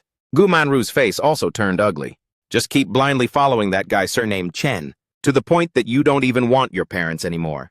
I'll just act as if I never gave birth to a daughter like you. The door slammed shut violently. A few seconds later, Shu Meng threw herself into my arms. The long suppressed sobbing finally burst out. How could they say things like that? She cried so hard her whole body shook. I held her tightly, gently patting her back. Tianqian hugged her mother's leg, whimpering softly. Mommy, don't cry. Once Shu Meng calmed down, I wiped away her tears, looking into her red eyes. I then looked around this old cramped apartment. Staying here forever isn't an option either. It's time we have a home of our own. She raised her head to look at me. Don't worry about the money. I took her hand, intending to go look at the shop. She nodded, then went into the bedroom and brought out a light blue dress. I recognized it immediately. It was the nicest outfit she had bought after we got married. Usually she couldn't bear to wear it. Watching her try on that old dress, my heart suddenly twinged with pain. There was still over 3 million RMB in my card. It was time to buy her and my daughter some decent clothes. Let's go. Shu Meng changed into the dress and smiled at me. Let's go see your big business venture. We just went downstairs and reached the roadside when 2 honks rang out beside us. Beep, beep. Turning around, the window of black Mercedes-Benz C-Class rolled down, revealing Liu Xingrong's smiling face. Brother, sister-in-law, get in the car. I paused slightly, then smiled. This Liu Xingrong guy sure is something. He didn't even bring his driver along, personally driving to pick us up. The car rolled toward the southeast area. Along the way, Liu Xingrong chatted. Brother, Wanjiahui, was originally built just to utilize leftover materials. The location is a bit remote, either a new urban district nor part of the old town. He turned into a road that looked somewhat old. This area is called a resettlement zone. Quite a few people from the old town were moved here to settle down. The roads are wide and the houses are brand new, but the accompanying amenities still haven't kept up. The subway line isn't open yet either. I looked out the window and said, since people have moved in, they need to live. Demand will naturally increase gradually. In my heart, I understood very clearly. Thanks to the relocation and resettlement, this place in the next few years will be the most dynamic grassroots economy. In Ninghai, one of the busiest underground centers, Wanjiahui being the earliest formed and the largest comprehensive wholesale market, this area will become a giant magnet. The stalls here look completely unremarkable right now, but before long, wanting to get a spot will be as hard as climbing to heaven. I won't claim it can sustain 3 generations, but to keep our family of 3 well-fed and warm for a lifetime, there will be more than enough. The car stopped outside the market. Shumeng looked at the empty parking lot and the deserted entrance, her brows furrowed as she said softly, Zuisheng, is this place really okay? Lu Xingrong said sincerely, listen, brother. On the pedestrian street of Tanjiang Road, I still have a few small stalls. The location is definitely prime. Let me arrange one for you. I shook my head. The consumer demographic on Tanjiang Road doesn't suit us, but here is very good. Don't look at how deserted it is now. Later on, this place will blow up beyond imagination. A smile appeared on Liu Xingrong's face, but his eyes showed skepticism. I casually dropped a hint, President Liu. The shares of Wanjiahui in your hands, don't be in a rush to transfer them. If there are any minor shareholders who want to withdraw their capital, you should buy them all up. In the future, this southeast area and Wanjiahui will be a gold mine land where every inch of land is worth its weight in gold. Liu Xingrong's eyes narrowed. Brother, are you for real? I looked straight into his eyes. Real or fake? It just depends on whether you are willing to believe it. Liu Xingrong didn't say anything more. He looked around the empty outskirts of the market, deep in thought. Let's go inside and take a look. Regaining his cheerful demeanor, he led us inside. The manager saw Liu Xingrong and jogged over. Chairman Liu, lead us to see the commercial premises, especially those prime locations. The manager enthusiastically led the way, bringing us to the prime area near the main entrance. President Liu, Mr. Chen, please take a look at this unit. He pointed to a commercial space that was a whole half larger in size. This is one of the largest spaces in our market. The location is extremely prime. The area is spacious and the display effect is very good. Whatever business you run, it will look very high-end. This space was indeed very bright and airy. Liu Xingrong looked over at me. Brother, are you satisfied with this unit? Shumeng's eyes lit up, waiting for my decision. I shook my head. We won't take this one. The manager was stunned. Hey, brother, this location is the absolute best. I shook my head, my gaze directed toward the deep end of the market. Let's go over to the side entrance and take a look. The side entrance. The manager was bewildered. There's very little foot traffic over there.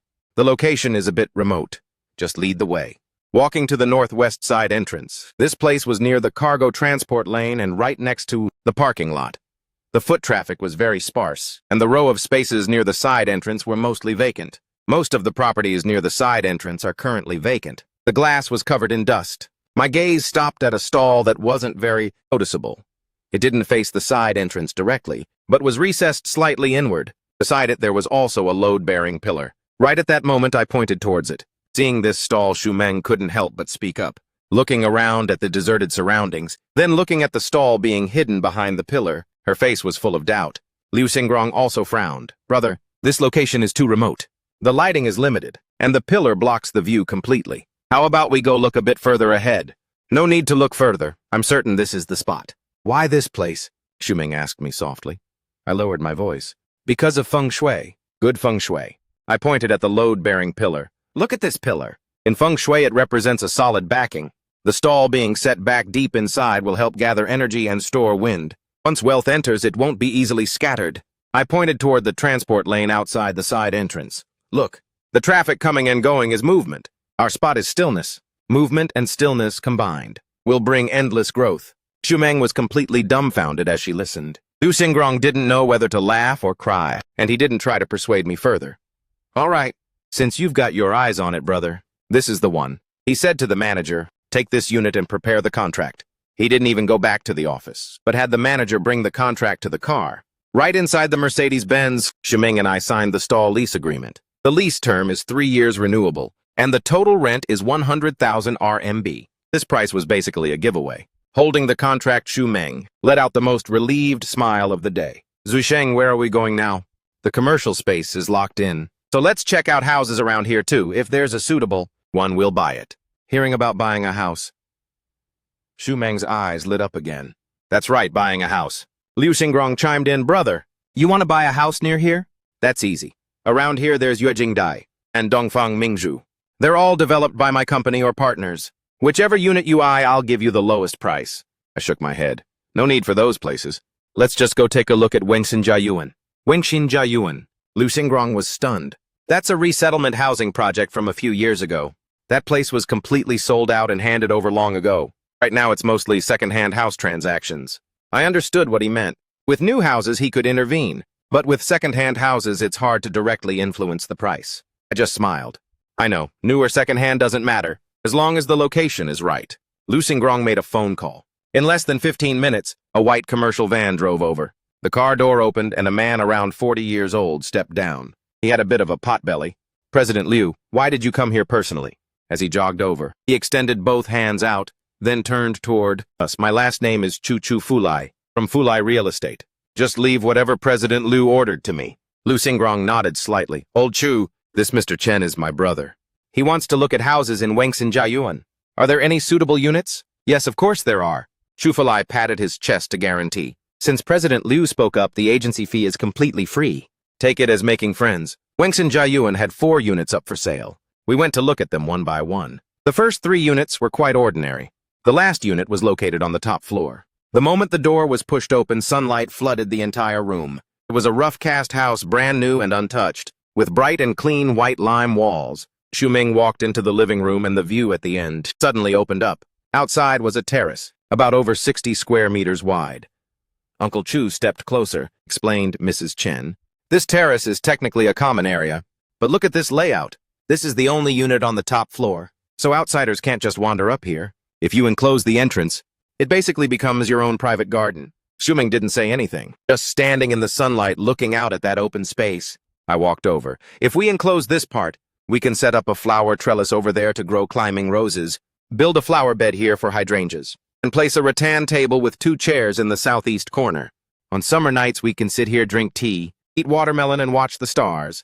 Shuming turned her head to look at me, saying nothing, her eyes slightly tearing up. The house was 120 square meters plus with the terrace. The usable space was 180 square meters. I looked at her. "Meng, do you like it?" She didn't answer right away, just turned around and stared for a long time, then nodded gently. Liu Xingrong immediately chimed in, "Brother, let's lock this one in. Don't worry about the renovation, I'll take care of it." He waved his hand. "This project here was developed by my company, so the blueprints are all readily available. I'll have someone enclose the balcony, open a door from the living room, install a spiral staircase outside, and add a glass roof on top. The materials are available in the warehouse anyway, so we'll get it done for you at the same time." Shuming asked, "Then how much will it cost?" "Ah, please." Liu Xingrong smiled radiantly. "Sister-in-law, don't bring up money with me. This decoration is just a small favor." He simply saw me as someone worth intentionally befriending. I didn't stand on ceremony either. "All right, thanks, President Liu." Chu Fulai was about to lock in this unit. "Mr. Chu." I turned to him. "I'll take all 4 of these units." What? Uncle Chu was stunned. Shumeng suddenly turned her head to look at me in utter disbelief. Liu Xingrong was also surprised. "Brother, do you feel the area isn't enough? Over at Yuejing Dai, I have a small 300 square meter villa. There's no need to do this." I smiled and waved my hand. "President Liu, I really like this location." I looked out the window. It's within walking distance to Wanjiahui, and the kindergarten for Qianqian is right next door. It's convenient for Meng taking care of the kid and running the business. Shumeng tugged at my sleeve and lowered her voice. "We don't need to buy all 4 units, honey." Even though there was still over 3 million RMB in the account, I held her hand. "Don't worry, we won't lose money." She opened her mouth to say something, but ultimately suppressed her anxiety. I turned to look at Chu Fulai. "Mr. Chu, please prepare the contracts for all 4 units." The total price for the 4 units was just a bit over 2 million RMB. There was still over 1 million left in the account, which was enough to launch the shop and use for working capital. The contract signing went very smoothly, and moving was even smoother. Liu Xingrong made a phone call, and half an hour later the moving truck arrived.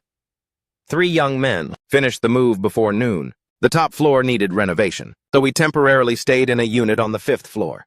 The previous owner had never lived here. With just a simple cleanup and a new set of curtains, the house was spotless and bright. Shumeng placed the pothos plant she had raised for a few years onto the windowsill. Tianqian took off her shoes, happily running and skipping on the new floor. She ran from one room to another, like a joyful little bird chirping happily. "Mommy, is this room mine? Daddy, are we going to live here from now on?" Zhu Meng sat on the sofa that Liu Xingrong had just gifted us. He said it was a display model from the warehouse, but in reality it was brand new, and even the plastic wrap hadn't been peeled off yet. She looked around in all 4 directions, watching her daughter running and skipping around, her gaze a bit dazed. Yesterday she was still squeezed into that old, broken, dark, and damp apartment. This morning she was still having a fierce argument with her parents. Now she was sitting in a new, spacious, and bright house. Under her name there was already a commercial stall, plus 4 houses under her name and mine. That top-floor apartment with the terrace was still waiting for us to turn it into a garden in the clouds. It's so fast it feels exactly like a dream. The sunlight streamed in through the window, reflecting tiny rays of light in her slightly wet eyes. Seeing his wife being so moved, at that moment, I felt that spending this 2 million RMB was absolutely worth it. 2 million RMB for 4 houses. I knew very well in my heart just how worth it spending this money was. In just one more year, Ninghai's educational landscape will undergo a seismic shakeup. An old leader in the capital city, who originally came from Ninghai, is about to leave his important position to retire. He had kept himself clean and incorruptible his entire life, except for this one time. He proactively proposed wanting to leave behind on the land where he was born, a school that wasn't just a titular branch, not just funded by donations, but to actually bring the capital city's best educational resources. The primary school affiliated to Huabei University to Ninghai, and the location chosen for the branch campus happens to be the empty plot of land right next door to Wengsan, Jiayuan. During the first enrollment wave of the Ninghai branch of the primary school affiliated to Huabei University, everyone will fight tooth and nail to get in. The school district boundary line will happen to perfectly encompass the entire Wengsan Jiayuan inside overnight. This resettlement zone that was originally shunned by everyone will completely transform, becoming the top-tier school district housing property that is most sought after in all of Ninghai. House prices will skyrocket like they're on a rocket ship. The old neighbors, who received resettlement houses here back in the day, will accidentally strike it rich for a second time. Some will sell a single house, enough for their son's down payment on a house in Shanghai. Some will take the old house they lived in for half their lives and exchange it for actual hard cash, allowing the elderly couple to travel around the world. During those 2 years, all of Ninghai will be buzzing about Wengsan Jiayuan, some admiring, some burning with jealousy, some regretting not making a move sooner, and some stomping their feet and cursing out loud in all kinds of ways. But right now I have 4 units in my hands, waiting until the price hits the peak. I'll choose the right timing to sell off 3 units, leaving 1 unit to live in. By that time, let alone not having to worry about food and clothing for a lifetime. Even if Meng Meng starts resting and enjoying life from now on, she will be happy and carefree for the rest of her life. Of course, if I wanted to earn even more, relying on the information and capital in my hands, I could totally sweep up a few more neighboring residential areas. But there's no need. Having been reincarnated once, I have gradually come to realize one thing. Money is something you can never finish earning. Money is something I spent my whole life on, building a $100 billion fortune from scratch. But what was the final outcome? In this life, having enough money to use is fine. My daughter's smile, my wife's gaze, and the peaceful moments when the whole family gathers around the dinner table, these things are what's truly real to me. Shuhai sat in his car for nearly 20 minutes. The phone clutched in his palm, burning hot. Finally, he started the car. His dad roared on the phone so fiercely. If he really didn't show up, he feared this family could never go back to how it was. The car navigated through a few turns, stopping under that familiar old residential building. He took a deep breath, went upstairs, and knocked on the door. No one answered. He knocked again, but there was still no movement. He went downstairs and rushed to the fruit stall at the end of the alley. The stall was completely empty and cleaned up. Even the old electronic scale was nowhere to be seen. The vegetable-selling aunt next door poked her head out and recognized him. "Oh, Xiaoshu, looking for your sister." "Yes. My sister, did they move away?" "They moved away since noon." The aunt's voice was loud and clear. A big truck came, and a few young men worked rapidly. In no time, they cleared everything out completely. I'm still wondering about it myself. They've lived here for over 10 years. How could they just move right away like that? Shuhai's head let out a buzzing sound. Where did they move to? I don't know about that. The aunt shook her head. Didn't your sister tell you? Shuhai didn't reply. He stood before the empty fruit stall, clutching his phone for a long time without moving. All of these things were actually later on, when Shu Meng answered the phone, and I pieced them together from her broken fragments of news. That night, her phone rang. She picked it up and listened to a few sentences, and her facial expression immediately changed. Without saying a word, she directly handed the phone to me. I took the phone, hearing Xu Chengqi's imposing voice on the other end of the line, sounding extremely aggressive. Chen Zuisheng, you listen well. That apartment was allocated by my unit. The ownership rights are in my hands. I've already invested it into a home equity pension mortgage project. Tomorrow I'll go process the paperwork. Unless you divorce Meng Meng. Otherwise, don't even think about staying in this house anymore. I held the phone and stayed silent for 2 seconds, then said, Dad, we've already moved out. The other end of the line also went silent for 2 seconds. Moved out? Yes. Moved out since this noon? The apartment is already vacant, and you can come to reclaim it at any time. It was another round of silence, after which the call was disconnected. I handed the phone back to Shumeng. She looked at me, her eyes brimming with tears, but she didn't cry. Her voice trembled slightly. "They really mortgaged the apartment?" "Yeah." She lowered her head, clutching the phone tightly, saying nothing for a long time. Then she looked up at me and forced a smile. "Oh, well, we weren't going back there anyway." I nodded and pulled her into my arms. The wholesale fruit supermarket in Wanjiahui had finished renovations and opened for business. In the first month, business wasn't very booming. Shumeng would sometimes look at the empty shop, a hint of worry flashing across her eyes. I wasn't in a hurry. There was still surplus money in the account. The shop belonged to us, so there was no need to pay rent. The top-floor apartment was still in the process of being completed. Months and years are for living day by day, not for living in a rush. A month later, Liu Xingrong called, saying the renovation was finished. We went over there to inspect and accept it. The moment she pushed the door open and walked in, Jumeng stood completely frozen. There, the wall between the living room and the balcony had been completely knocked through. Liu Xingrong had actually installed a set of sliding folding glass doors, reaching all the way from the ceiling to the floor. Right now, the doors were pushed wide open, and the sunlight from the balcony flooded inside, making the entire room glow with a golden brilliance. The balcony had completely changed its appearance. The cement floor was paved with rot-resistant outdoor wood. In the corners, flower beds were built, planted with climbing roses and Cape leadwort. The flower trellis had been set up, and although the vines hadn't fully covered it yet, specks of green had already begun climbing up. In the southeast corner, a round rattan table was placed, along with 2 chairs. On the table, there was even a rustic ceramic vase holding a few sprigs of hydrangeas. A glass awning covered half of the balcony, being transparent so it didn't block the sunlight. Nor did it fear rainy days. Shumeng stepped inside slowly. She stared for a long time, then covered her mouth with her hand, her eyes turning red with emotion. Qianqian was the little girl who rushed in while cheering. Originally, she was downstairs, being led by Liu Xingrong's assistant to look at a potted apple tree. As soon as she turned around and saw her parents, her mom was nowhere to be seen, so the little girl used her short legs to dash upstairs too. The moment the door opened, she was stunned and then let out an ah sound. She rushed into the living room and spun around, then rushed onto the carpet and spun around once more. An apple-green sofa, a round table, glass cabinets, every single item made her exclaim, "Mommy, this place is so beautiful." I looked at the two of them. Suddenly, those 10 billion contracts and hostile takeovers from my past life, those moments of glory standing under the spotlight, all of them combined didn't even amount to 1/10,000th of this moment. And good news just kept rolling in one after another. 2 months later, the fruit wholesale supermarket, which had been doing quiet business, suddenly saw a massive explosion in sales. Part of it was thanks to Shumeng's beauty live streamer, Persona. This idea was actually brought up by me. I told her, Meng, every day the customers coming in and out of the shop are new. Why don't you try opening a live stream? You don't even need to try hard to sell anything, just set up your phone and film how you usually sell fruit every day, how you arrange the goods, and how you chat with customers. Shumeng was a bit dazed at the time. Me live streaming? I don't know anything about that stuff.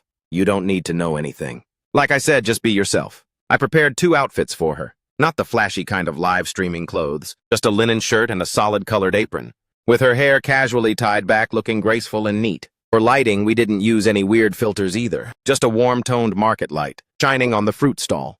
The main backdrop was the stall at Wanjiahui. On the wooden shelves, they neatly arranged fresh seasonal fruits, along with handwritten price tags, written in Qianqian's squiggly handwriting. During the first week in the live stream room, there were only about 3 to 5 viewers on average. Shumeng wasn't in a hurry either. When there was no one chatting, she would just lower her head to arrange the goods, occasionally looking up to smile at the camera, saying a few things like, "The strawberries today are very sweet," or "The blueberries just arrived." Moving into the second week, there was one evening where she was scrolling through her phone and saw a farmer selling blueberries directly from their orchard in the neighboring province. He was squatting by the field, sighing deeply. Jimeng watched it over and over a few times. Early the next morning, she called the supplier and directly ordered 500 caddies. She didn't think much of it, just showcasing these things on her clip, casually saying, "The blueberries from this family are very delicious." The farmer's life isn't easy either, so helping out as much as I can is a good thing.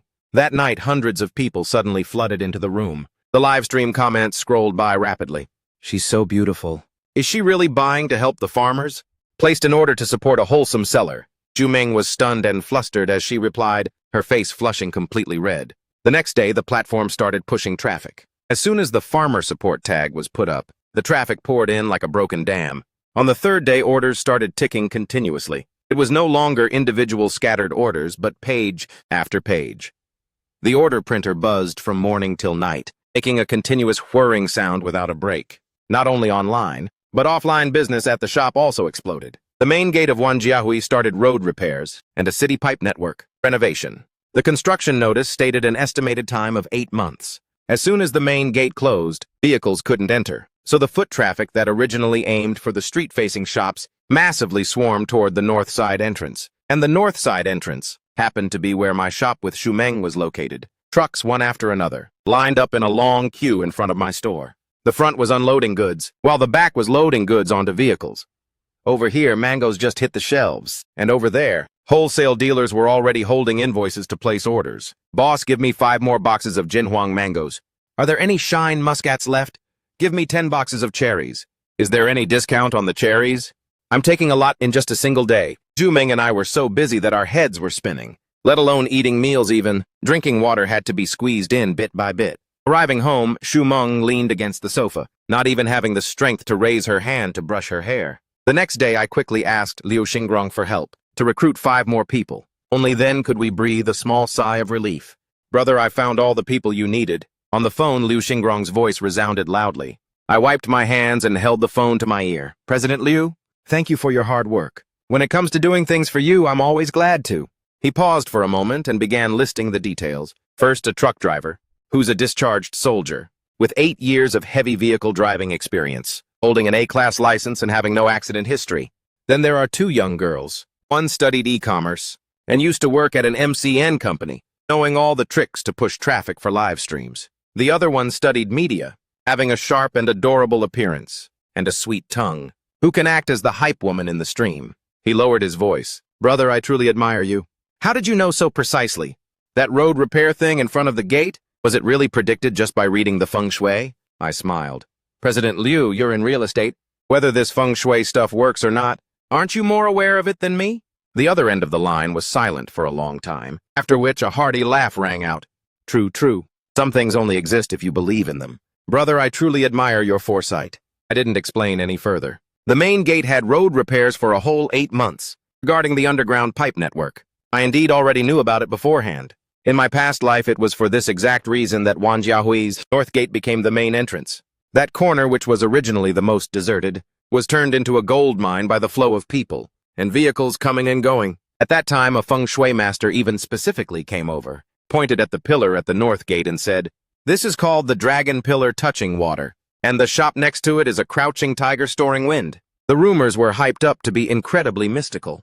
This wave of geographical advantage was now fully enjoyed by me, but even I didn't completely expect that Shumeng's live stream would be this hot. A no-makeup beauty supporting agricultural products, stimulating internal consumption, and revitalizing the countryside. Shumeng had met all the criteria that the platforms wanted to promote. The traffic flooded toward her like an open dam. Sometimes taking advantage of a break, she would sit dazed by the shelves. Zui Sheng, I calculated the books again today. Last month, the combined total from both, online and offline, was 1,370,000 RMB, with a net profit of 210,000 RMB. Her expression was a bit dazed. Sometimes when I wake up early in the morning, I just stare at the ceiling and ask myself, if this is all a dream, fearing that when the dream wakes, I'll still be in that old residential building, with Qian sleeping by the wall, and you still not back home. She didn't continue further.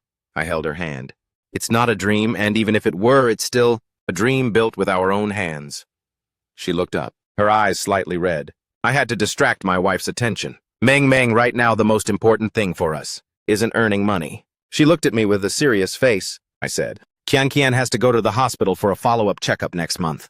Plus, she's starting to have homework from the kindergarten. Shumeng was silent for a few seconds. Do you mean I'm spending too little time with our child? I mean, we don't lack money right now. I looked into her eyes. What we lack is time. To be by our child's side during her growth. She took a deep breath. I know, but I just can't stop. Sometimes I feel that if I stop, all of these things will just vanish. They won't vanish. I smiled and said, but she suddenly frowned, and said seriously, next year Qian has to enter primary school. The nearest public primary school has a very average teaching quality. For the good schools in the city, either you have to be in the right district, or you have to pay a massive school choice fee. A school district house in the city center, even if it's in an old, broken neighborhood, costs 40 to 50,000 RMB per square meter. A unit of 50 to 60 square meters would cost at least 3 million RMB or more. She spoke faster and faster, like she was being driven by something. Rushing forward. No way I have to earn a bit more. Looking at her like this, I didn't know whether to laugh or cry. Meng, don't worry. Our daughter is very blessed. Blessed people can afford to take it easy. She was stunned for a moment, obviously not quite understanding. I wasn't in a hurry to explain either. The news about the primary school affiliated to Hubei University cannot be told just yet. The time hasn't come. Once that news is officially announced, half of Ninghai will go completely crazy. The business of the fruit wholesale supermarket was like a rolling snowball, getting bigger and bigger as it rolled. Once the company registration was done, the name was chosen by me, Mengsheng Fruits. Shuming saw on the business license. Those two names placed right next to each other, and her lips curled into a gentle smile. Now that it was official, I suggested my wife pay higher wages. She nodded and adjusted the salaries up a tier. The work at the shop became much smoother. The two of us finally didn't need to stay at the shop every day anymore, especially in the live stream room. The young female employees got used to the work very quickly. Shuming only appeared during fixed hours, but every time she went live, the comment section would explode. The title of Fruit Beauty was labeled on her from who knows when, and just like that it spread far and wide. That afternoon, Shumeng's phone rang. After hanging up, she said to me, "The management of the old market notified me to get my deposit back." "How much?" 2,000 RMB. I smiled. "That's not even worth half a day of our income now. Still, we can't just throw it away. Are we supposed to let the management get it for free?" She gave me a side eye and started changing her shoes. 20 minutes later, Xu Meng stood at the entrance of that familiar alley. The broken little fruit stall had already changed owners, and the newly installed signboard looked very bright. She looked at it for a few seconds, shook her head, and turned to walk toward the management office. All of these things were told to me after she came back. Inside the management office, Manager Chu, upon seeing her, became so enthusiastic it was like he was a different person. After finishing the paperwork, Manager Chu pulled her back to chat, asking where we were currently living. Xu Meng blurted out, "Next to Wanjiahui, in Wengshan Jiayuan." Manager Chu's eyes went wide. "Wengshan Jiayuan?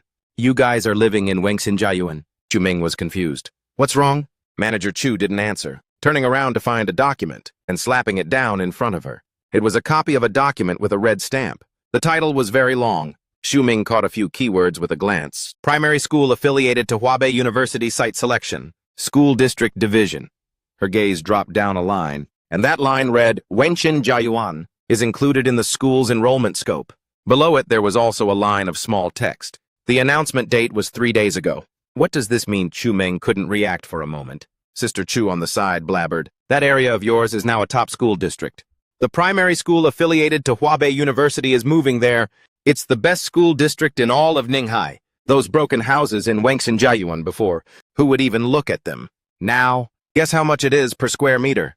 Xu Meng opened her mouth, but no words came out. 130,000 RMB. Sister Chu held up her fingers. 130,000 RMB. And even then, they can't even successfully fight to buy them. She thought Xu Meng was a tenant, her face full of regret. "Oh dear, if only you guys had bought a unit there earlier, it would have been great. Renting a house is just paying off the debt for the landlord. They're making an absolute fortune now. Think about it, 130,000 RMB per square meter. Just casually calculating, a 100 square meter unit is over 10 million RMB. Xu Meng froze. Over 10 million RMB. Wengshan Jiayuan, 130,000 RMB per square meter. The apartment complex where she held the title to. 4 units, a whopping 4 units. Later on, she told me that at that moment her legs went completely weak, and she had to support herself against the table to slowly sit down. Sister Chu was startled. "What's wrong? Why is your face so pale? Are you not feeling well?" Xu Meng shook her head, opening her mouth to speak, her voice trembling. "Sister Chu, the house price at Wengshan Jiayuan you just mentioned, how much was it?" 130,000 RMB. "Why, what's up?" Xu Meng didn't say anything, just sitting there in a daze, staring blankly at the document file on the table, not moving at all. Afterward, she called my phone number. When the phone buzzed, I was in the shop cross-checking the inventory list. The screen displayed the 2 words, "Dear wife." I picked up. There was no sound from the other end of the line. "Meng, Zuisheng, Wengshan Jiayuan. It has reached 130,000 RMB. I stiffened. The primary school branch affiliated to Hubei University is located right next door, the school district. Housing policy has been applied. It's 130,000 RMB per square meter. I leaned against the shelf. indeed feeling a bit surprised in my heart. In my past life, this news wasn't announced until a year later. In this life, it actually came half a year earlier. Meng, you come back first. Let's go over to the real estate agency to check things out. She let out a yeah sound, then paused. Zuisheng, when you bought those 4 units, did you already know something beforehand? I smiled. How could that be possible? If I had known beforehand, I would have borrowed money to buy up that entire area. Why would I still open a fruit shop? The other end of the line went silent. A few seconds later, she gave a soft sound, and then hung up. She hurried back, but another person had already arrived before her. A black Mercedes C-Class was parked right in front of the store. Liu Xingrong strode inside. Brother, that school district housing thing at Wengshan Jiayuan, you already know about it, right? I put down the invoice sheet. I just found out. I was away on a business trip at the time. The moment I got off the plane, I flew straight over to your place. He approached me, lowering his voice. Brother, tell me the truth. Did you already know about this policy beforehand? I slowly smiled. President Liu, if I could predict school district housing stuff, then why would I still be in the fruit business? Liu Xingrong stared at me for a few seconds. Finally, he let out a chuckle. Brother, lucky people are countless, but no one's luck is as incredibly precise as yours. I smiled and didn't reply. When Xu Meng returned, her face was still flushed red. The 3 of us went straight to Fulai Real Estate. Arriving there, we saw that something was clearly wrong. In front of the door, a massive crowd of people gathered around. The door was almost bursting from the pushing and shoving. Inside, it was even more packed. Wengshan Jiayuan, are there any units left? Any layout is fine. I'll pay in full. Chu Fulai squeezed his way out from inside, his forehead covered in sweat. When he saw me, his eyes lit up instantly. He quickly stepped forward to welcome us. Mr. Chen, you're here. The surrounding customers were all stunned, looking on. Why did this agency boss look like he was meeting his own biological father? When he met that guy, I smiled. Manager Chu, business is booming, huh? It's all thanks to your blessing. Chu Fulai bowed and stooped, leading us into a small reception room. Mr. Chen, are you here this time because you want to sell the houses? Chu Fulai's eyes shone brightly. The ones in Wengshan Jiayuan? Ah, yes. Those units. Xu Meng pursed her lips. The unit on the 5th floor and the unit on the 3rd floor. As for the rooftop unit, let's keep it to live in. The remaining unit, let's just leave it there and see how things go. Chu Fulai kept nodding his head and began calculating. The pen tip scribbled down numbers rapidly. He pushed the piece of paper in front of me. Mr. Chen, the 5th floor unit is 98 square meters. A conservative estimate puts it at 12.5 million RMB. The 3rd floor unit is 95 square meters, about 12.3 million RMB. The 2 units combined come out to 24.8 million RMB. I noticed Xu Meng's fingers trembling slightly. I nodded. All right, let's go with this price. Chu Fulai kept nodding his head, then suddenly remembered something. Mr. Chen, about the agency fee? I smiled. Manager Chu, you're not going to waive it this time, are you? Chu Fulai was stunned for a moment, a complex expression appearing on his face. Mr. Chen, last time you told me that next time you'd let me earn back the agency fee. At that time, I thought it was just polite talk, so I didn't take it to heart. As it turns out, you really came back. He looked at me with an intense gaze. Liu Xingrong's gaze also swept over. Xu Meng also turned her face to look at me. I smiled gently, putting my arm around Xu Meng's shoulders. This has nothing to do with me. It's all because my wife is beautiful and kind-hearted. Hearing this, Xu Meng's face flushed completely red, and she gave me a gentle swat. The phone buzzed. 24.8 million RMB had entered the account. I glanced at it and put the phone back in my pocket. But Xu Meng kept staring blankly at her own phone screen. She looked at that string of numbers over and over a few times, then used her finger to point at it, counting a few times before finally looking up. Zuisheng, am I a multimillionaire now? I nodded. That's right, but I don't feel anything at all.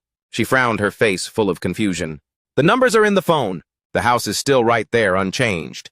And the shop is still just as busy. How did I suddenly become a multimillionaire? Liu Xingrong, standing on the side, burst out laughing. Sister-in-law, rich people have to live a rich life. Only then will you get the actual experience. Brother, take my advice. Change houses. Get a big villa. My company over at Quihu just launched a batch of standalone villas. The environment is good and privacy is high. There's a yard and a garage. I'll save the best one for you. Consider it my way of showing gratitude to you.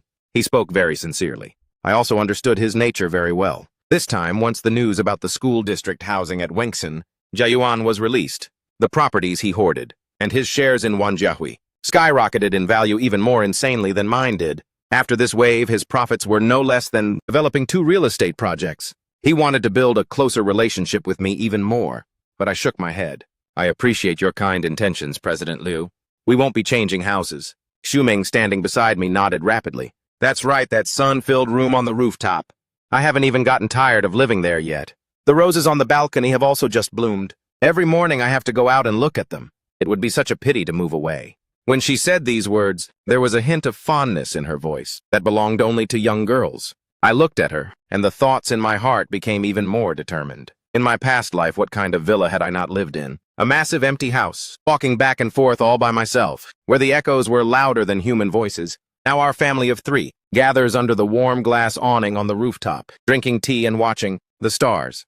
It's better than any luxury villa out there. Seeing that both of us shook our heads, Liu Xingrong didn't force it either. He immediately came up with a new idea. All right, if you're not changing houses, so be it. But what about a car? Right, a car. With the current business you two are running, you should have a car at least, right? In the future, when dealing with clients, you can't just keep using a truck to pick them up and drop them off. He paused for a moment and then added another sentence. Now that my sister-in-law is the fruit beauty anyway, if she still takes the bus out, her fans won't agree to it. That last sentence made Shumeng burst out laughing. She glanced at me, her eyes already wavering a bit. I thought for a moment and nodded. All right, there's a car show next week. Let's go check it out. Half an hour later, we returned to Wanjiahui. Before the car even fully stopped, I already felt something was wrong. A crowd of people gathered around the storefront. What's going on here? Are they customers or just people watching the drama? A few guys were blocking the entrance, arms akimbo with cigarettes in their mouths. Within the misty smoke, a look of pure malice leaked out. My heart sank. I pushed open the car door and strode over. Squeezing through this crowd, I saw the situation inside clearly. The live stream stand had been knocked flat on the floor, and the phone screen was completely shattered.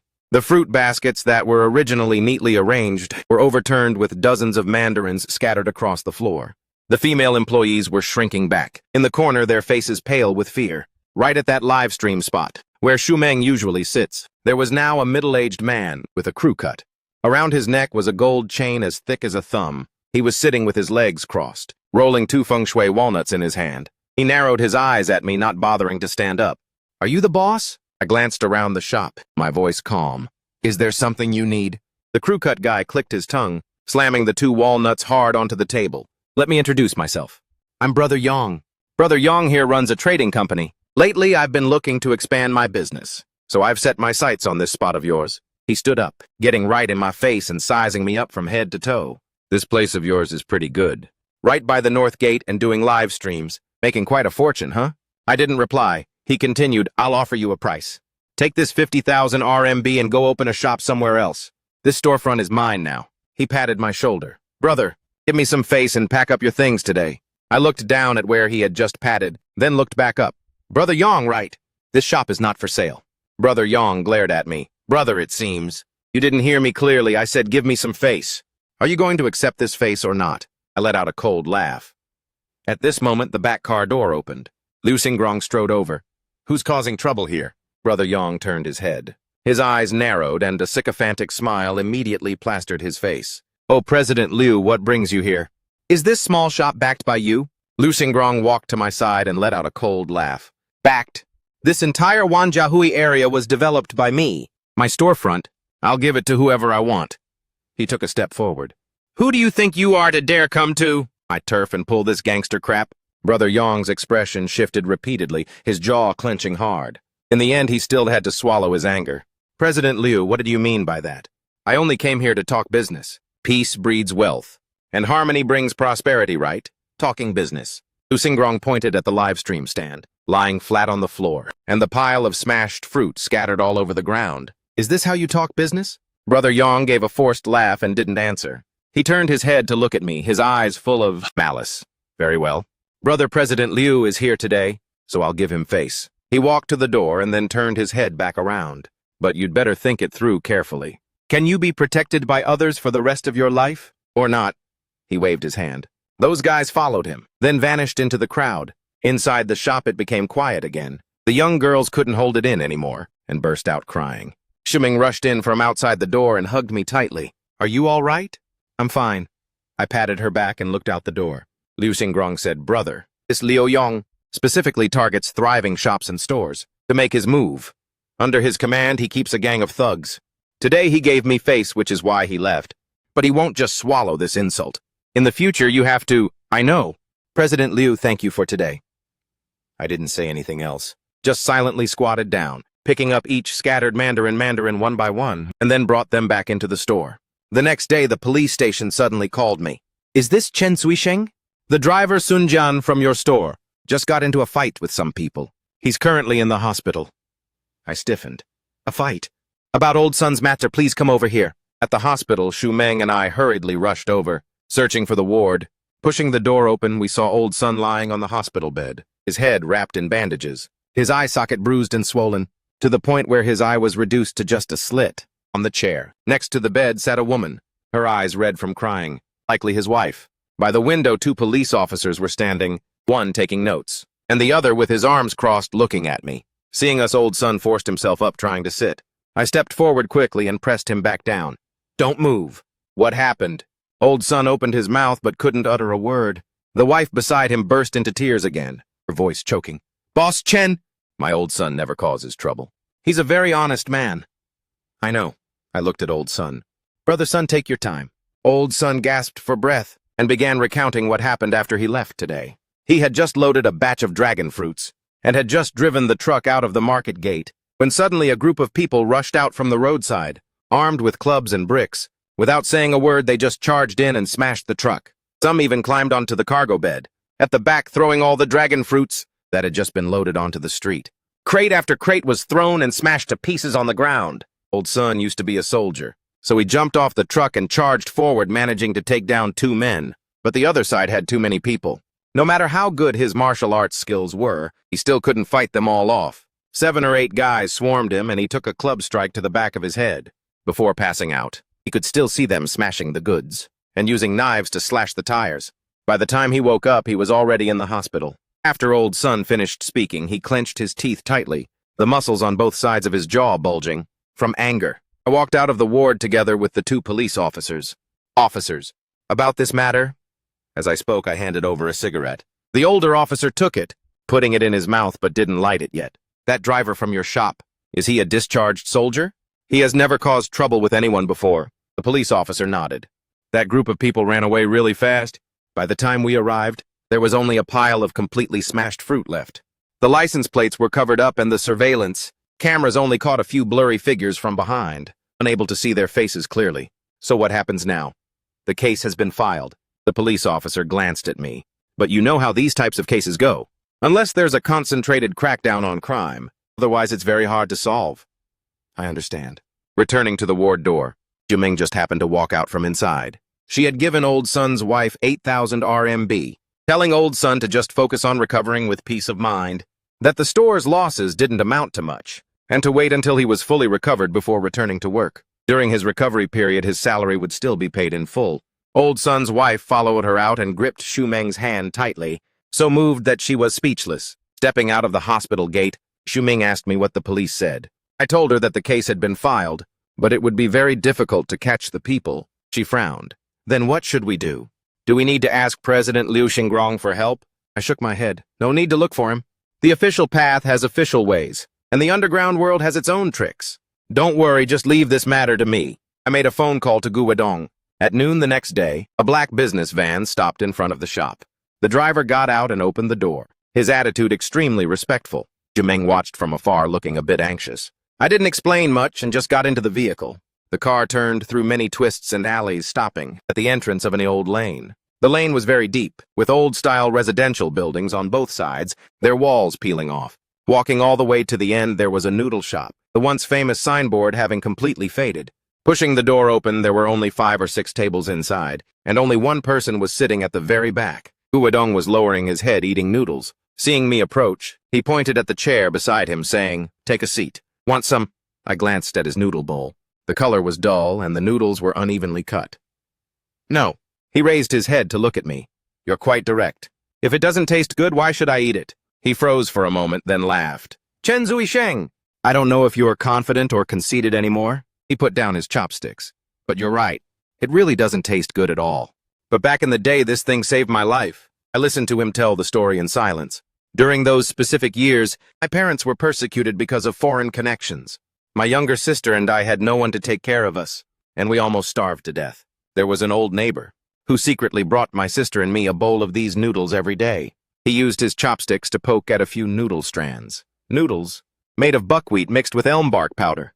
Hard to swallow, but it kept the stomach full. Later on, I made it big and went back to look for that neighbor, only to find out they had passed away long ago. He paused for a moment. But I still drop by to have a bowl of these noodles occasionally, to remind myself where I climbed up from to get here. I looked at that bowl of noodles, keeping silent for a few seconds. Mr. Gu let me say something that might sound a bit harsh. Eating well is the best way to remember the past. He raised his head. Eating swill and wild veggies every day. Is that called not forgetting one's roots? I shook my head. That's just called touching oneself. To truly not forget your roots, you must eat the best things, wear the finest clothes, and live the best possible days, so that the kid who almost starved to death back then can see that we survived and we're living better than anyone else. Gu Wedong stared at me for a few seconds. Fair point. He wiped his mouth, his expression returning to normal, and said, let's talk business. That Liu Yong guy is just a small fry. But standing behind him is Lai III of the Changjiang Company. Lai III hung around the underworld in his early years, but later whitewashed himself and managed to get into the District Political Consultative Conference. Gu Wedong showed a look of contempt. I said he has already made it to shore, yet he's still that arrogant. Involuntary circumstances. Gu Wedong leaned back against his chair. He's just a knife in someone else's hand. It's not that he wants to be arrogant, but if he isn't arrogant, someone will just replace him with another knife. I nodded. So he hasn't truly made it to shore yet. Gu Wedong smiled. I'll handle this matter for you. Thank you. Don't thank me just yet. He looked at me. Next week is my daughter's birthday. I plan to host a small party. Bring your daughter along. I looked at him. The father-daughter relationship is progressing well, I see. A flash of gentleness appeared on Gu Wedong's face. Thanks to your information. After I found Nuanuan and brought her back, I spent a lot of effort staying by her side.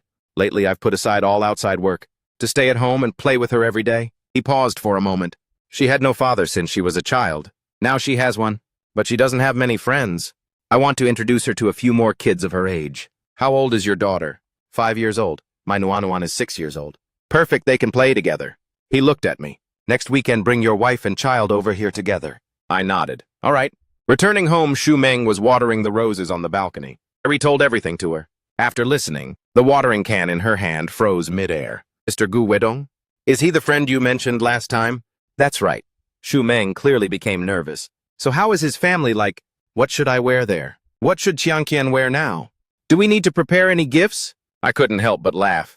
Meng, don't be nervous. She took a deep breath. I've just never encountered these kinds of occasions before.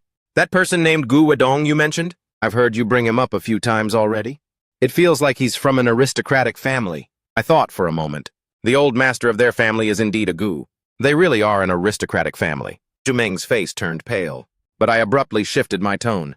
As for Gu Wedong himself, he's the biggest slacker in that family. He gets along with me because we're both good-for-nothings, just a couple of loafers. Xu Ming glared at me. I hugged her shoulders and told her not to overthink it.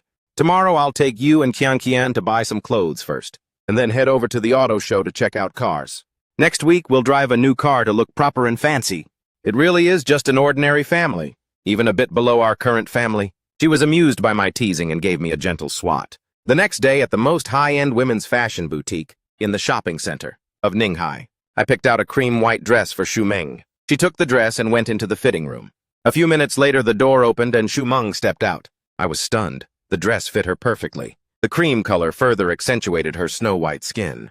Her shoulder-length hair swayed as she looked down at me. At that moment, I suddenly remembered all the models and stars I had seen in my past life, but not a single one could make my heart skip a beat like this. Does it look good? She asked softly. I didn't answer, just staring at her. The sales assistant standing beside her said softly, Ma'am, this outfit is absolutely perfect on you. Xu Meng pursed her lips and smiled, looking into the mirror. Afterward, she picked up the price tag. The smile on her face instantly froze. She turned her head back, her eyes showing a trace of panic. Honey, it's a whopping 6,800 RMB. Wrap this outfit up. I handed the card to the assistant, then pointed back at the outfits on the rack. That one and also that dress next to it. Get them all for her to try on. Xu Meng hurriedly grabbed my arm and lowered her voice. It's too expensive. I ignored it and gestured with my chin toward the assistant. Go fetch them. The assistant's eyes lit up instantly, and she immediately walked toward the clothing rack. A few minutes later, the fitting room door opened again. She stepped out in a navy blue velvet maxi dress. The V-neck design was a perfect fit, and the waist-cinching line was tailored flawlessly. No need to try anymore. Even this light gray knit set, and that minimalist black dress over there. Every single one is beautiful. It's not because the clothes are beautiful, but because you look good in everything. Wrap them all up for me. After swiping the card, the assistant handed it back with both hands. Sir, ma'am, let me wrap these up for you. At this moment, Chiang Qian tugged at my hand. Daddy? I want to go to the restroom. I knelt down to look at her. All right, Daddy will take you. I turned around and told Shu Meng, wait here. Just pick up the items and watch our things. I'll take Chiang Qian to the restroom and come back right away. She nodded. I led Chiang Qian toward the restroom, inside the shopping center. Later on, I found out that not long after I left, two young girls passed by the boutique. One of them casually glanced inside, and her footsteps suddenly froze. Cousin? Xu Ming turned around and was also stunned to see who it was. Xiaoyue. This girl was none other than Xu Meng's cousin Liu Xiaoyue. Liu Xiaoyue strode right in, sizing her cousin up from head to toe. It really is you. I thought I was seeing things. Xu Ming smiled. Why are you here? I have a dinner date with my classmates. Liu Xiaoyue's gaze fixed on her cousin, specifically on the dress that she hadn't had time to change out of yet. Cousin, are you shopping for clothes here? Xu Ming was a bit flustered, gently tugging at her dress hem. No, I'm just looking around a bit. Another young girl beside her also walked in, curiously observing Xu Ming. Liu Xiaoyue suddenly realized, oh, this is my cousin. Cousin, this is my classmate. We're going to grab a bite together. Hello? Xu Ming nodded at the girl. Cousin, then we'll head upstairs first. I'll call you later if anything pops up. Liu Xiaoyue pulled her classmate and walked out. Right as they left the shop and turned the corner, the classmate immediately pulled Liu Xiaoyue back. Xiaoyue, your cousin is really rich. Liu Xiaoyue was stunned. Rich? No way. The clothes in that shop. Every single piece cost at least several thousand RMB. The classmate glanced back. I just saw a whole pile of clothes stacked at the counter. I bet she bought all of them. For real? Liu Xiaoyue slowed down her pace. Hearing that my wife crossed paths with her cousin, I didn't pay it much mind either. 2 days later, we went to check out the auto show. Our goal was already clearly set, regarding the purchase of a business van. Xu Ming had already set conditions with me on the way. Hubby, let's not buy one that's too expensive. Around 100,000 to 200,000 RMB is enough. I nodded. Whatever works. In my past life, what kind of luxury car had I not driven before? To me, a car is just a means of transportation. Entering the exhibition hall, we followed the crowd. Passing by the Volkswagen booth, Chiang Qian suddenly froze in her tracks. Daddy, Daddy, look. She pointed at a car, her face full of excitement. It was a vintage-styled Beetle, pastel pink. In the middle of a forest of cold metal machinery, it looked like a fairy tale that had accidentally wandered in. So cute. Chiang Qian tugged my hand. This car suits Mommy perfectly. And it suits me too. I knelt down to look at her. Do you like it? She nodded her head rapidly. I looked over at Xu Meng. She didn't say anything, just quietly admiring the car, her gaze incredibly gentle. Then she asked me in a low voice, how much does this car cost? That look was all too familiar to me. She clearly liked it, but was afraid it was too expensive, silently calculating in her mind. I waved over a sales consultant. Hello, sir. This top-spec Beetle model has a list price of over 300,000 RMB. During the auto show, there will be discounts. Xu Ming gently tugged my sleeve. Hubby, it's too expensive. I paid no attention to her. I told the staff, is there a car ready for delivery, full cash payment? Yes, sir. The one in the showroom can be taken immediately. Xu Ming's hand pulling my sleeve tightened even more. Hubby? I turned my head to look at her. Rarely do both you and our daughter like it. She was stunned, left completely speechless. The sales consultant stood by observing, a clear look of admiration in their eyes. But how can this kind of car be used to meet clients? She finally found a reason. You can't drive this. Beetle to pick people up, right? Then we'll just buy another business van. I said it as if it were a matter of course. The business, and will be for me to drive and host clients. This one will be a private car just for you and Chiang Qian. She looked at me, her eyes turning a bit red. Let's do this. Your and Chiang Qian's car is officially locked in. As for my business vehicle, you go ahead and choose it. The price and brand are entirely up to you, deal. She nodded slightly, then led Chiang Qian toward the other booths. I stayed behind to handle the paperwork. Half an hour later, the paperwork was all sorted out. Just as I was about to go find the two of them, my phone rang. Xu Ming's voice was clearly off. Hubby, where are you? Come over quickly, booth number 6. What's wrong? They pushed Chiang Qian. Get over here right now. Those last words carried pure anger and anxiety. I hung up and immediately dashed over there. When I arrived, a crowd had already gathered. Squeezing in, I saw Xu Meng half kneeling, holding Chiang Qian tightly. She glared at the opposite side, her face flushed red with anger. Chiang Qian was in her arms, her shoulders trembling violently. Opposite them stood a woman around 30 years old, wearing a black business suit, with a booth manager badge pinned to her chest. She had her arms crossed over her chest, with a few security guards standing by her side. "What's going on?" I stepped forward. Seeing me arrive, Meng Meng handed our daughter into my arms, then turned around and charged forward. "Why did you push my daughter?"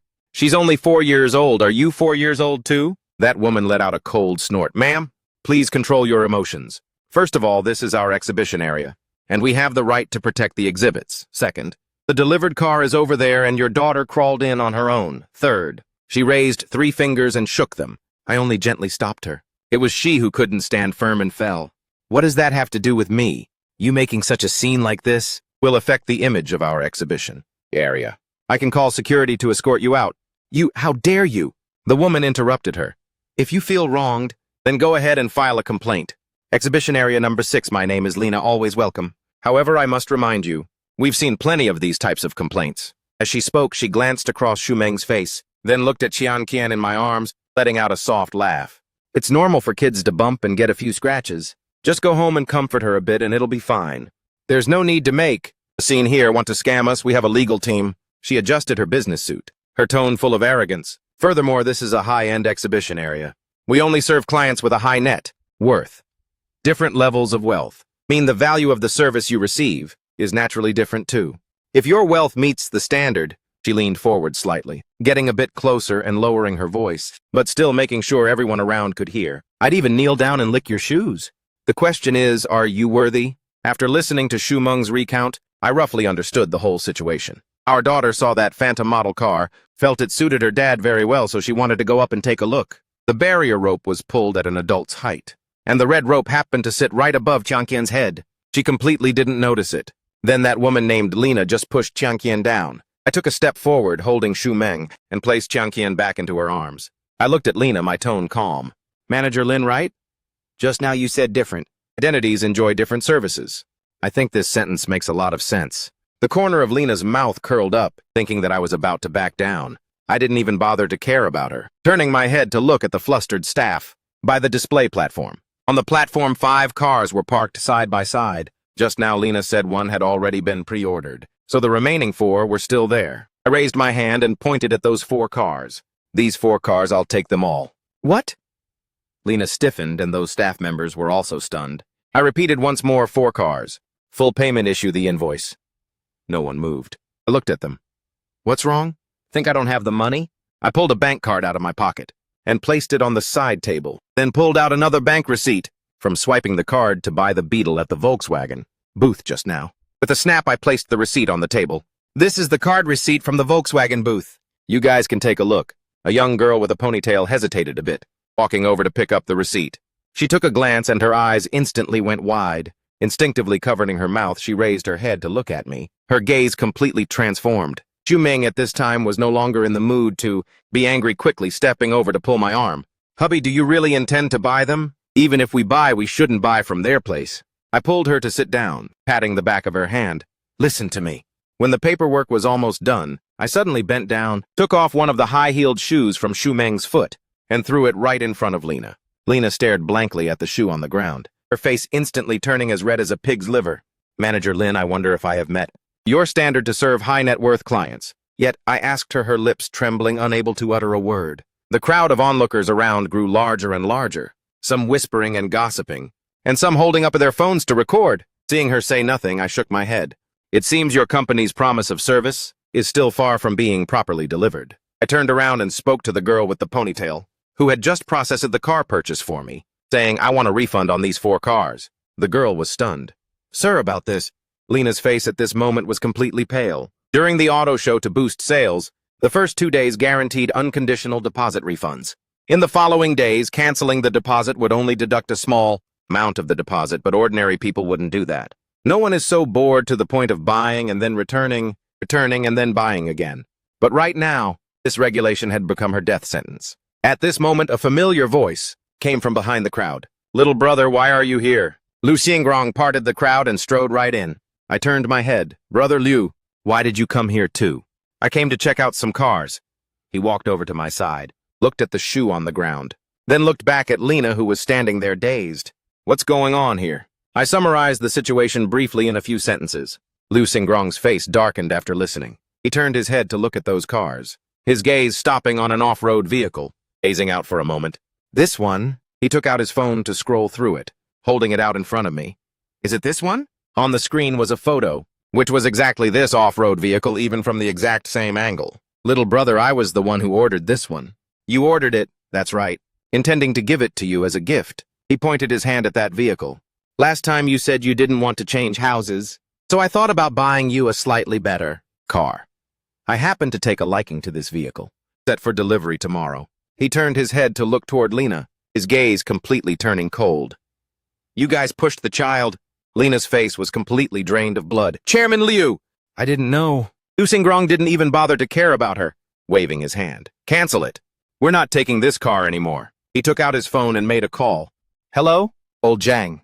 That dark blue off-road vehicle at booth number 6. I'm locking it in. Cancel that other one. That's right. Cancel it right now. Lena was completely dumbfounded. Very soon after that, a middle-aged man wearing a suit hurriedly ran over, sweat dripping from his forehead. Chairman Liu, what on earth happened? Liu Xingrong said, President Zheng, your manager is truly something else. My niece just wanted to look at the car and she pushed the little girl down. President Zheng's face turned livid.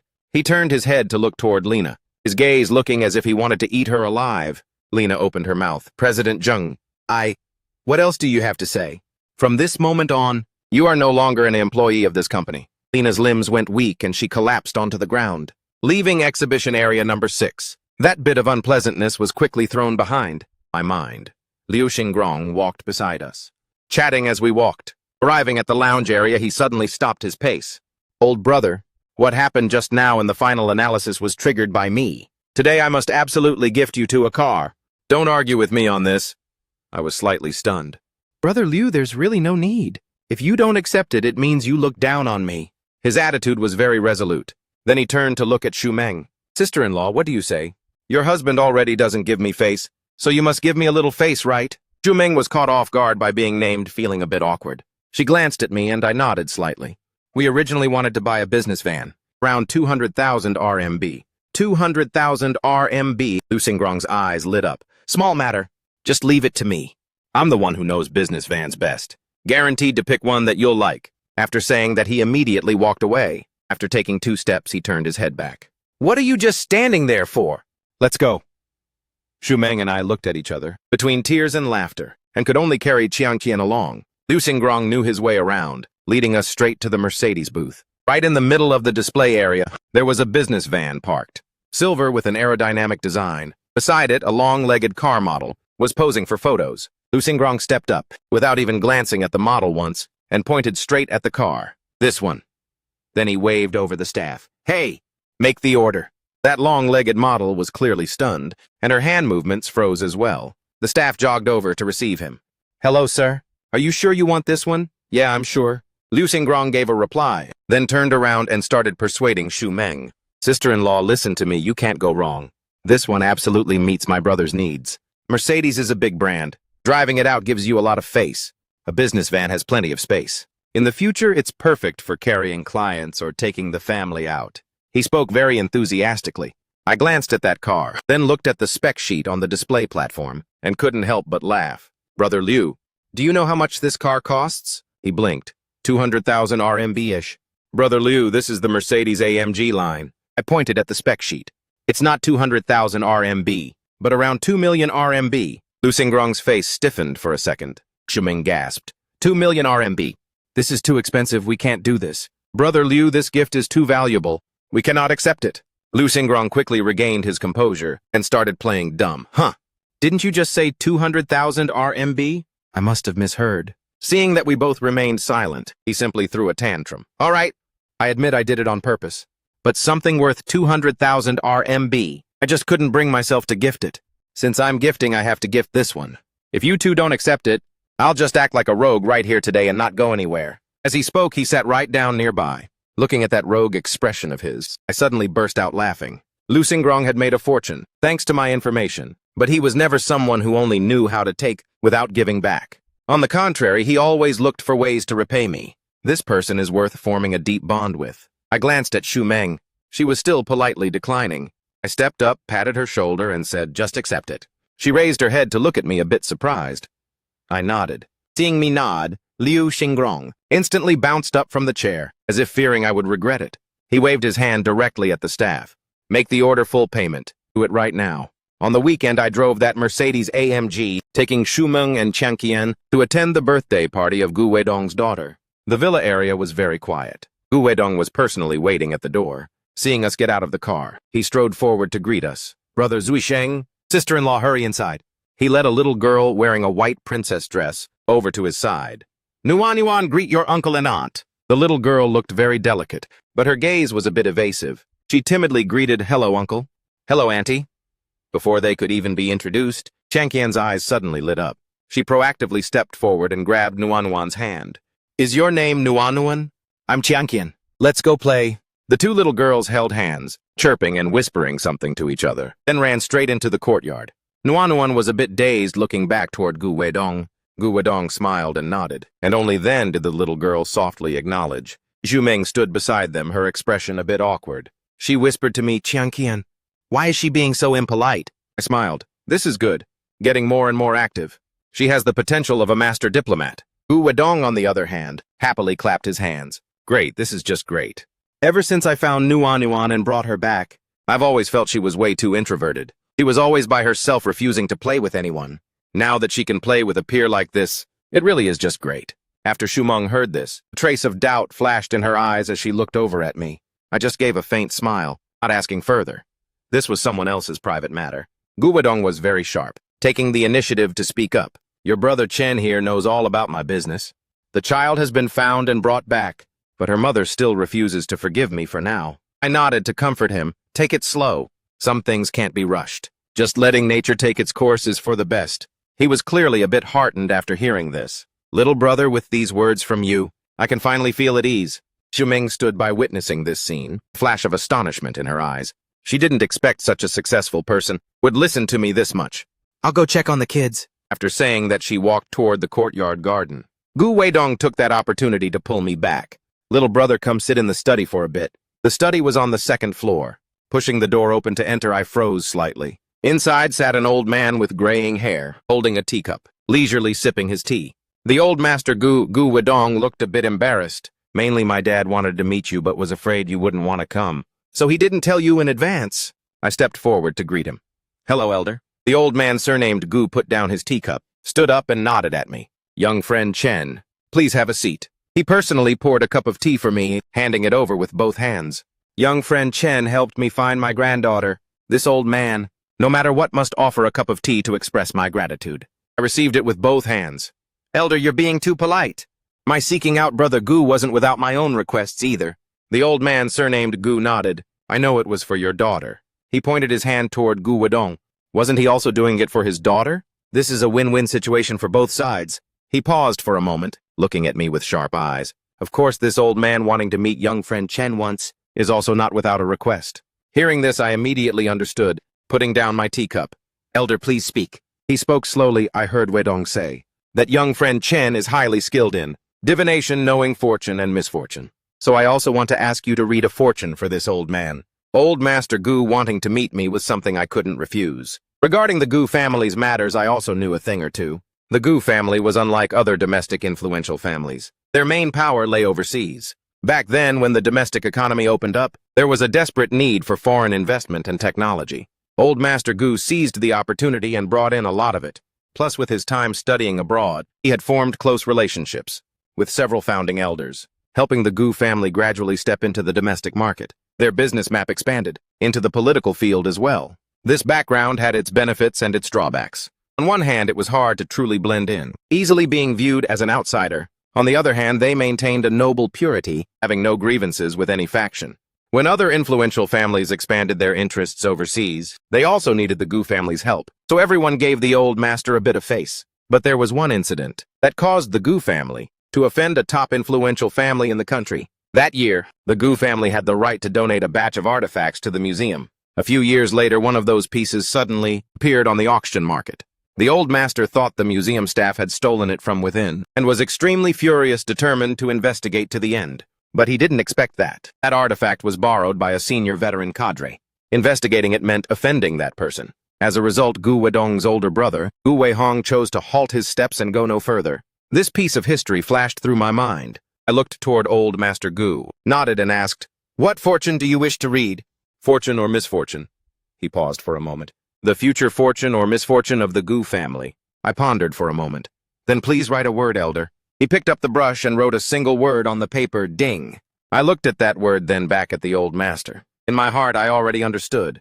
There are some things that cannot be said directly, but I can give a little hint. I picked up the brush and wrote a poem right next to it. "The golden ding has gathered dust for 20 autumns. Why bother returning to assume worry? Floating clouds block the sun but must end. For now just watch the river water flow toward the east." Old Master Gu looked at this poem slightly frowning. He raised his eyes to look at me, a trace of disappointment flashing through his gaze, but he quickly concealed it, nodding casually. "Many thanks, young friend Chen." He folded the paper and said to Gu Wedong, "Prepare a token of gratitude, to thank young friend Chen on my behalf." I stood up and waved my hand. "Elder, you're being too polite. Gifts won't be necessary. It's just a word, it's nothing." After saying that, I turned around to bid farewell and walked out of the study. In my heart, I knew all too well. The elder probably thinks I'm intentionally acting mysterious. I didn't mind. Some things are best left right there. Waking up early in the morning, Shumeng went to the fruit supermarket at Wanjia. Before this, I was responsible for taking Song Qianqian to kindergarten. As it turned out, not long after she left, my phone started ringing. "Hubby, come over quickly. The shop is surrounded again." I hurriedly dropped Qianqian off at the kindergarten right next door, turned the car around and dashed straight to Wanjia Plaza. When I arrived, I noticed something was off with the situation. In front of the fruit shop, a crowd had gathered, layer upon layer. I squeezed in to take a look, and froze. I saw someone kneeling right in front of my shop. We were wrong. The leader was none other than that thug, Brother Yong. A week ago, he was still acting arrogant at the shop, but now he was kneeling right before the door holding a bald head up, his face black and blue covered in bruises. Behind him, 4 or 5 of his lackeys were kneeling, each and every one of them with a swollen face. 2 of them even had their arms bandaged and hung up. This group of people was kowtowing to the ground in unison, making thumping sounds, their foreheads smashing hard against the tiled floor, not holding back in the slightest. Beside them stood 2 people. Gu Wedong's driver and that bodyguard from before, arms crossed over their chests, calmly staring at the surrounding crowd. The onlookers were buzzing with excitement. "Isn't that Brother Yong? Why is he kneeling here like this? What's the background of this fruit shop owner? Even Brother Yong has to kneel and bow to her." "No idea. Looking at that girl, she's still quite young. Didn't expect her to be such a formidable figure." I didn't have time to listen to their gossip, hurriedly stepping into the shop. Zhu Ming was sitting behind the cash register, her face completely expressionless. She just sat there quietly, but I knew her all too well. Her hands were gripping the cup so tightly her knuckles were white. I walked over and grabbed her hand. It was ice cold. She raised her head to look at me, her eyes turning red. "Hubby, they knelt right down here the moment I opened the door. It scared me to death." I was a bit speechless. Everyone thought she was a tough person, but turns out inside the shop she was scared out of her wits. I gently patted the back of her hand, then turned around and walked out to find that driver. What is the meaning of this? The driver's attitude was very respectful. "Mr. Chen, this is what the boss ordered. He said these people must kowtow and apologize. They keep kowtowing until you and the madam are satisfied." "How many times have they kowtowed?" "If you haven't said you're satisfied, they'll just keep kowtowing." I nodded, walked over in front of Brother Yong and squatted down. Brother Yong raised his head to look at me, his face covered in sweat. His forehead had already split open from the kowtowing, blood mixing with sweat as it flowed down. "Brother Yong, we meet again." I looked at him. "The truck was smashed up by your orders, right? The dragon fruits were also thrown away by your men, huh? The driver was also beaten by your men. Tell me, how should we settle this now? How about leaving a hand behind?" His face went completely pale. He started kowtowing again with loud thumps. "Big bro, I was wrong. I failed to recognize a formidable person. I'll compensate for everything. I'll pay for it all. Compensate with money. Yes, yes, yes. The truck, the fruits, the medical bills, I'll pay double. Triple is fine too." I waved my hand. "No need to pay money. In this Wanja Plaza, are there any other vendors you collect protection money from?" He opened his mouth. "Is there or not? If there is, return it all. From now on, your men are not allowed to step foot into this market. Again, you hear me?" He nodded frantically. Understood, understood. I'll return it right away. In the future, if any of my men dare to take a single step into Wanjia Plaza, I'll chop off my own hand." I stood up, not even looking at him anymore. The surrounding crowd suddenly burst into a round of cheers. "Did you hear that?" No more protection money in the future. The lady boss is truly righteous. She helped us kick these bastards out. Not just righteous, she's absolutely badass. Brother Yong has been running wild for so many years. Whoever dared to touch him. In the future, when buying fruit, just look for this lady boss to buy from. I listened and was completely dazed. Clearly, I was the one who stood out to negotiate. I was the one who made Brother Yong pay up, and I was the one who drove them away. Why is everyone in this crowd thanking the lady boss? I turned my head to look at Shu Meng. She was still sitting behind the cash register. The look of terror on her face hadn't completely faded yet. All right, lady boss it is then. After all, at night, the lady boss still has to serve the big boss. Regarding Brother Yong's matter, Gu Weidong handled it so quickly, I decided to drop him another subtle hint. The phone connected and I thanked him first. Brother Gu, about Liu Yong's matter, thank you. Small matter, Gu Weidong said. Third brother's side already sent word. He won't dare to make a move anymore. Good. I paused for a moment. Right. Last time regarding your dad's word, I finished looking but didn't explain in detail. Since it concerns heavenly secrets, it's not convenient for me to say too much, to avoid over-revealing. Tolerance is the true blessing. There are some things you shouldn't calculate too meticulously. Gu Weidong fell silent for 2 seconds. I understand. I will pass the message to my dad. I hung up the phone. Saying this much was enough. How the Gu family chooses to act in the future has nothing to do with me anymore. At noon at the shop, the few of us gathered around a small table eating boxed lunches. Dian was eating while scrolling through her phone, suddenly lowering her voice.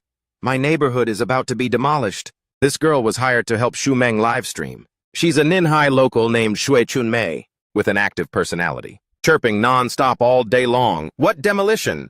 This new info just got pushed. She handed her phone over. I took it and saw a huge headline. Launch of the Old Town redevelopment in the southwest sector. Expansion of the Binjiang commercial district. The content was exactly identical to what I had said at the dinner table with Liu Xingrong last time. Old Town demolition, Binjiang expansion. Everything hit the mark. I handed the phone back to her and continued eating. Out of the corner of my eye, I saw Shu Meng looking at me. She didn't say anything, but I understood that look in her eyes. She also remembered what happened that day. I looked straight into her eyes and gave a wink. She was a bit dazed, then pursed her lips into a smile, lowering her head to continue eating. Right at this moment, the sound of screeching brakes rang out in front of the shop. A black Mercedes C-Class parked right outside the door. The car door flew open and Liu Xingrong practically jumped out of the car. Little brother, my brother. He strode and rushed inside, his forehead still dripping with sweat. Brother Liu, what's wrong? This time you have to help me. He plopped down right across from me. That southwest sector planning, did you see the news? Just saw it. Everything hit the mark. He slammed the table. Everything you said that day hit the mark exactly. The new mayor just took office and his very first policy was aimed straight at redeveloping the old town and expanding the riverside sector. He took a deep breath. Old brother, I'm under massive pressure right now. I tapped on the table. You hit the jackpot so big, yet you're still feeling pressured. It's precisely because it's a jackpot that there's pressure. He anxiously rubbed his hands together continuously. Vanguard Group is currently in the spotlight, but Old Town redevelopment is no easy task.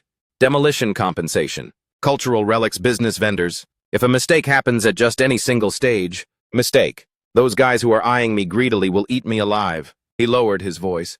A while back I used other plots of land from those companies' hands to exchange for quite a bit of land in the southwest sector. At that time, they were still laughing at me for being stupid.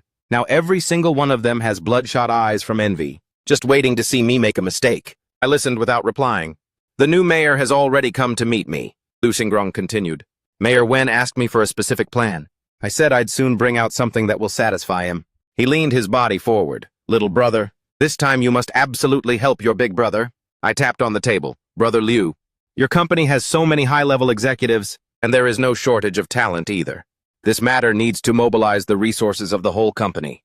I'm an outsider, it's not convenient for me to interfere. What's not convenient about it? Come to my company and be the CEO. How about a salary of 50 million RMB? I shook my head. I'm used to freedom. I can't be a CEO. Then how about this? His mind spun extremely fast. You just serve as our company's executive director, holding the authority of the CEO. Once this Southwest Sector project is settled, whether you want to go or stay is up to you, little brother.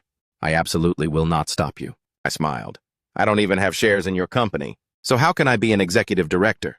He grinned. Regarding Wanjia Plaza, some time ago I acquired quite a few shares. I'll transfer them all to you. After that you use these shares to swap shares with my Vanguard Group. Wouldn't that settle it? I paused for a moment. This condition seemed quite interesting. If I could get the shares of Wanjia Plaza, I wouldn't merely be the business vendor here anymore, but a shareholder of this market. This difference was truly immense. I thought for a moment, then held up 2 fingers. I have 2 conditions. First, the shares of Wanjia Plaza. Whatever they are worth is what they'll count for. I will buy them at market price, your sentiment. I will accept, but as for the money, not a single cent can be missing. He was about to open his mouth to say something, but I raised my hand to stop him. Second, I looked straight into his eyes. I want full authority over the Southwest Sector planning. The plan will be decided by me. The team will be chosen by me, and the process will be run by me. The entire Vanguard group, including you. Brother Liu must follow my deployment. Liu Xingrong was dazed for a second, and then after that he burst out laughing very heartily. Deal! He reached out his hand. Little brother, let's settle it then. Within 3 days, the entire share swap will be completed. On the 4th day, an extraordinary shareholders meeting was held. Shumeng and I officially became the new shareholders of Vanguard, group though her share percentage wasn't large. But a shareholder is still a shareholder. This morning before going out, she stood in front of the mirror for nearly 20 minutes. A navy blue business suit, hair tied up high, revealing her snowy white neck. I froze for a moment. It was my first time seeing her dressed like that, looking just like a true office lady. The shareholders meeting quickly concluded. I became the CEO. Juming sat in the back row the entire time, quietly observing the board of directors. Let's go meet a few people. After saying that, Liu Xingrong tried to pull Shumeng along. Sister-in-law, you're a shareholder now too. Come listen in. Juming looked over at me, her eyes filled with anticipation. I nodded. Let's listen together and see. The board meeting room was packed with managers of all levels. Familiar faces nodded in greeting, while strangers cast scanning, even contemptuous looks. Especially the person sitting at the top left position, a man around 50 years old with a square face, his eyes clearly showing hostility. Liu Xingrong whispered, Hu Quan, the general manager. With you here, his authority will be restricted. After Liu Xingrong announced the appointment, he added extra emphasis. In the future, if there's a difference in opinion between me and President Chen, then President Chen's opinion will be the final word. A wave of murmurs broke out below. The corner of Hu Quan's mouth twitched down. I stood up and simply introduced myself. The applause was sparse. Hu Quan remained motionless. Just as I was about to sit down, he spoke up. President Chen isn't even 30 yet. To be CEO at this age, there is no precedent for this in Vanguard's history, right? A person beside him chimed in, his degree is just a bachelor's, and he's not from a specialized background. The professional barrier in the real estate industry is very high. Can President Chen really handle this? I didn't answer.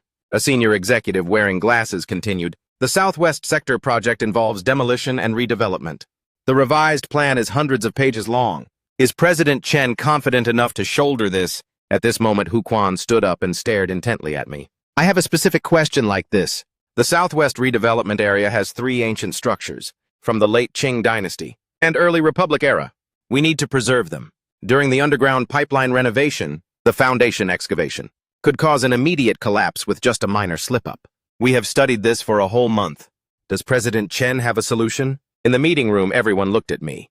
Xu Meng subtly clenched her fingers. She realized this was a deliberate challenge. If I couldn't state anything concrete, no one here would help me out. I looked down at the blueprint. The locations of the 3 ancient structures were clearly marked. The surrounding pipelines and foundations also had explanatory notes. Hu Quan had indeed put in a lot of effort. I raised my head and gave a faint smile. It was time to let Xu Meng see just how capable her husband was. Manager Hu, that's a very good question. I placed the blueprint back on the table. But before answering, I want to ask you a question. The plan has been revised up to the 6th version. The budget for the retaining wall is 30 million. Hu Quan was dazed for half a second. That's right. Around 30 million. I shifted the narrative. Then do you know this plan has a fatal flaw? His expression changed slightly. What flaw? I pushed the blueprint forward. The foundations of late Qing and early Republic structures are very shallow, the deepest point being no more than 2 meters.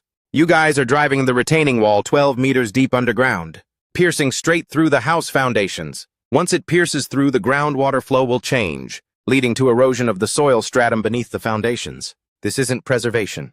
It's accelerating the destruction. Hu Quan's expression shifted drastically. The meeting room erupted into a buzz of hushed discussions. I leaned back against my chair, my voice neither fast nor slow.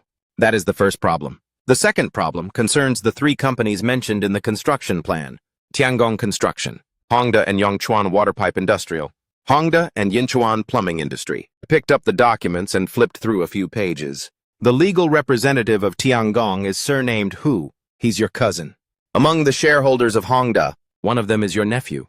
Yongchuan Waterpipe Industrial was established less than half a year ago. Their only partner is Vanguard. The contracts they've signed are all for the early-stage construction of the southwest sector. The meeting room went completely dead silent. Everyone's eyes were fixed on Hu Quan, whose face was gradually turning pale. "You're framing me." He abruptly stood straight up. "That's standard business cooperation. My cousin has been doing construction for over a decade. On what grounds is he not allowed to bid?" I looked at him without saying a word. Only after he finished shouting did I speak up at a leisurely pace. "Manager Hu, I haven't even said there's a problem with them. Why are you getting so worked up?" He fell speechless. I turned to look at the chief financial officer. "CFO Lee, please bring over the financial reports of these three companies for the past 2 years." Liu Xingrong nodded, indicating to go get them. The 3 financial reports were placed in front of me. I picked them up but didn't open them, just holding them in my hand while looking at Hu Quan. "Manager Hu, you've been at Vanguard for 17 years. I'll give you 2 choices. First, resign right now, and I'll act like nothing happened. I won't open these reports. Second, I open the reports. And after that, the one you'll have to face won't be me, but the legal system." The meeting room was as silent as a grave. Everyone was waiting. He stood there, both hands leaning on the table. 1 second, 2 seconds, 3 seconds, and then he slowly lowered his head. "I resign." I put the reports down. "Take care, Manager Hu." I scanned the room. No one dared to look me straight in the eye anymore. Let's continue the meeting. A new official's first act is a blazing fire, and I had completely burned down Hu Quan. On that very same day, this matter spread throughout Vanguard. The effect was immediate. Over the next few days, policy deployment went extremely smoothly. All departments fully cooperated. If data was needed, data was given. If people were needed, people were given. No one dared to shirk responsibility. I led the team and worked continuously for a whole week, finally producing the results. On the afternoon the plan was finalized, I gathered the entire team, reviewed it one last time from beginning to end, and finished speaking. The meeting room went silent for a few seconds. Not knowing who clapped first, the applause grew louder and louder, then echoed throughout the entire room. I scanned the room at those bloodshot faces from staying up late, smiling as I told them to go home and sleep. Tomorrow we feast. But no one moved. 4768. An engineer rubbed his hands. "President Chen, could you please explain the layout of the underground pipeline system one more time? I still don't quite get it, but I feel like it's insanely badass." I was caught between tears and laughter. This crowd had stayed up until they were completely dazed, but I knew that, from that day onward, the entire Vanguard company truly respected me. I brought the plan to Liu Xingrong. He flipped through a few pages, then jumped straight up. "Little brother, brilliant!" "Excellent. If this project succeeds, old Liu's life can be considered worth it." He paced around his office in excitement. After walking 2 rounds, he suddenly stopped. The excitement on his face vanished, replaced by anxiety. "But there's something I have to be direct about." He rubbed his hands and sat down. "The first problem. Will the city approve this Mayor Wen? Just took office. I'm afraid he might not have that kind of capability." I smiled. "Just do some mental preparation." "If it really doesn't work, I'll go with you then." Liu Xingrong's expression relaxed a bit, but his brows furrowed again. "Second, it costs way too much. The budget exceeds the original estimate by 3 times. We'll definitely have to take out a massive loan." "What if—" I cut him off. "The budget is high, but the profit is also high. Long-term profits will be 6 to 8 times the original amount. I know about this." He gave a bitter smile. "But what about the initial investment capital?" The banks sighed. "Forget the banks." He was dazed. "What the Phase 1 startup capital is over 100 million RMB. Don't tell me you don't even have this bit of money?" Liu Xingrong thought he had misheard. "Over 100 million RMB. I've looked at your planning.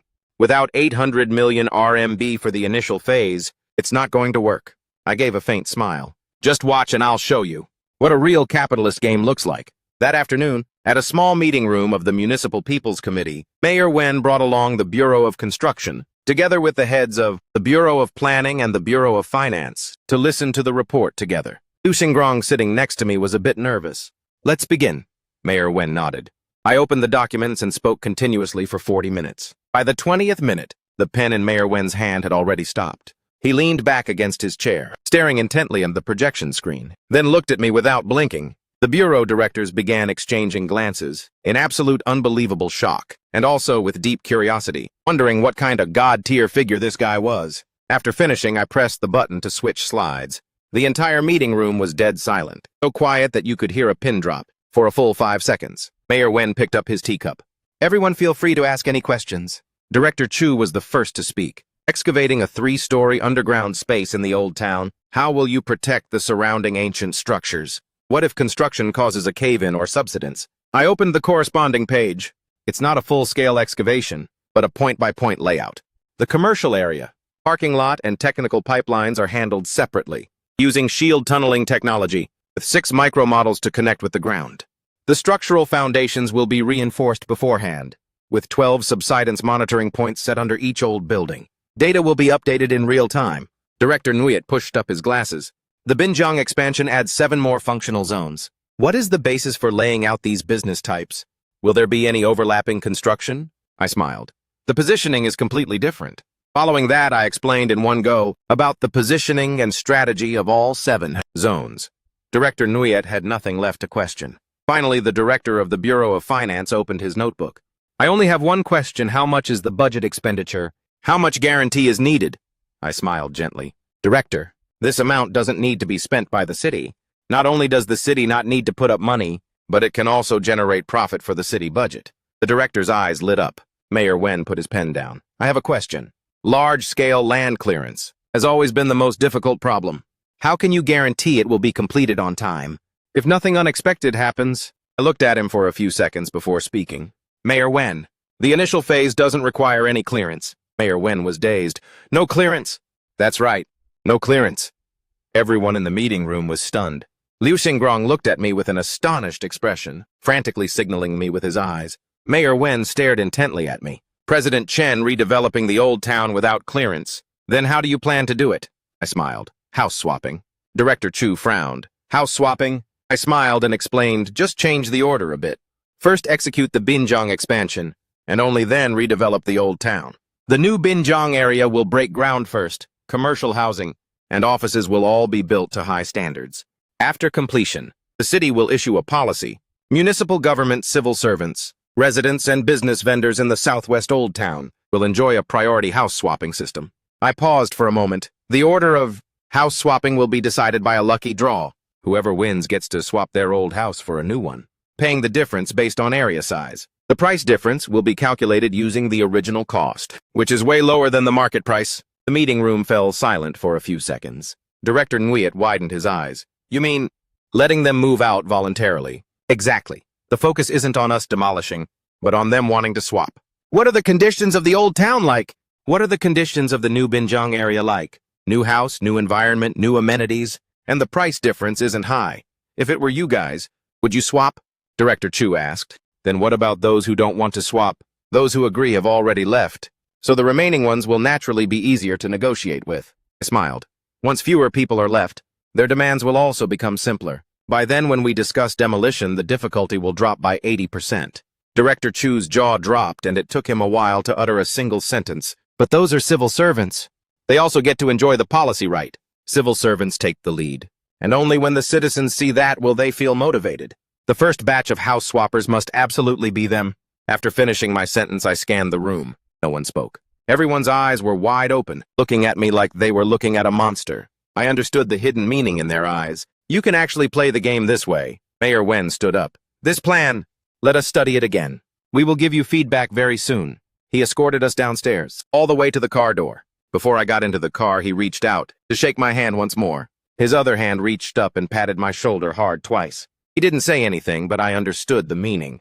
The planning was approved very quickly.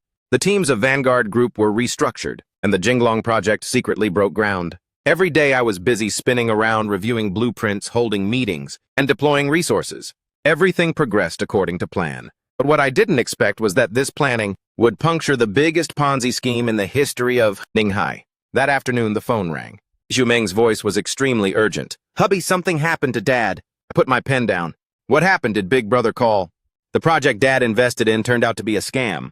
He spoke very fast, saying the people can't be found anymore. The money can't be recovered either. Dad was so furious he got hospitalized. I'm on my way to the hospital right now. Hanging up the phone, I called Shu Hai directly. He let out a long sigh. It's that retirement project. Led by a retired official, they said there was an internal quota, where you'd get interest every month.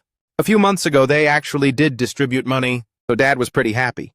He paused for a moment. As it turned out a few days ago, some random bastard came up with that lucky draw house swapping plan, saying the city is prioritizing civil servants in the old town. Hearing about the house swapping made Dad panic. His old house had already been mortgaged into the project, so he couldn't swap it anymore. He went with a few others to find that old official, wanting to withdraw his money, and they said no problem. It could be withdrawn at any time. As a result, when they went back 2 days ago, the guy had vanished. The place was completely empty. The phone couldn't be reached, and the project office was locked up too. Shuhai's voice grew hushed. This time everyone is in a total panic. A bunch of people are crowding around there, calling the police. You know Dad's temper. The moment he heard the money was gone, he fainted right on the spot. After listening, I stayed silent for 2 seconds. I get it. I'm heading over right away. I said it and hung up. I leaned back against my chair and gently rubbed my nose. This whole thing was truly the planning I made for Mayor Wen and the others. Prioritized house swapping for municipal civil servants and the Southwest, Old Town. After the news was leaked, the effect was surprisingly good. It was originally meant as a benefit for civil servants, but now it was attracting both residents and businesses in the Old Town. Those people weren't stupid. Of course, they wanted to secure a slot. Everyone wanted to get back the real estate they had mortgaged to that old official to participate in the house swapping program in time. They rushed in crowds to redeem them. For a Ponzi scheme, most terrifying thing is a capital run. The money had been misappropriated long ago, so where would they get the cash for them to redeem it? It would be stranger if that old official didn't flee. I gently rubbed my temples. The original intention was just to push the project's progress, never expecting to casually expose a spectacular scam, and even cause my father-in-law to be deeply stuck in it. Gathering the pile of documents on the table, I gave the team a few instructions, telling them to keep working, then stood up to go to the hospital to check things out. Just reaching the hospital gate, I saw people tightly crowding around. Someone wanted to jump from the inpatient building. I raised my head to look up. On the rooftop, a figure was faintly visible, both hands still waving wildly. The phone rang. Shumeng's voice was both urgent and trembling. Zusheng, hey. He's thinking of jumping off the building. My heart tightened. The person up there was my father-in-law. Where are you? At the east side behind the building. Come here quickly. I squeezed through the crowd, quickening my pace to run behind the building. The scene had already been cordoned off with caution tape. Fire trucks and police cars tightly packed the area, and a rescue air cushion was being deployed. Shumeng stood nearby, her face deathly pale. Seeing me, she rushed over. Her eyes were red. We just had a brief lapse of attention, and he already ran out of the ward. 1 million RMB and the house are all completely gone. The blow was too massive for him, so he's doing something reckless. I looked up. The figure on the building had stepped over the railing, standing on the outermost edge. Beside her, Shuhai was slumped on the ground. My mother-in-law was supported by 2 female police officers, crying so hard she couldn't stand straight. I looked toward a young female police officer. What's the situation right now? Are you a family member? His son-in-law. Her brows furrowed tightly. The individual is highly agitated, holding a knife in his hand. That railing is severely rusted. It could break at any moment. Our people tried to go over, but he spotted them. A negotiator has already gone up, but the results aren't promising. Just as she finished speaking, a shrill scream echoed from above. I abruptly raised my head. Xu Chengqi had already climbed outside the railing, standing on the narrowest outermost edge.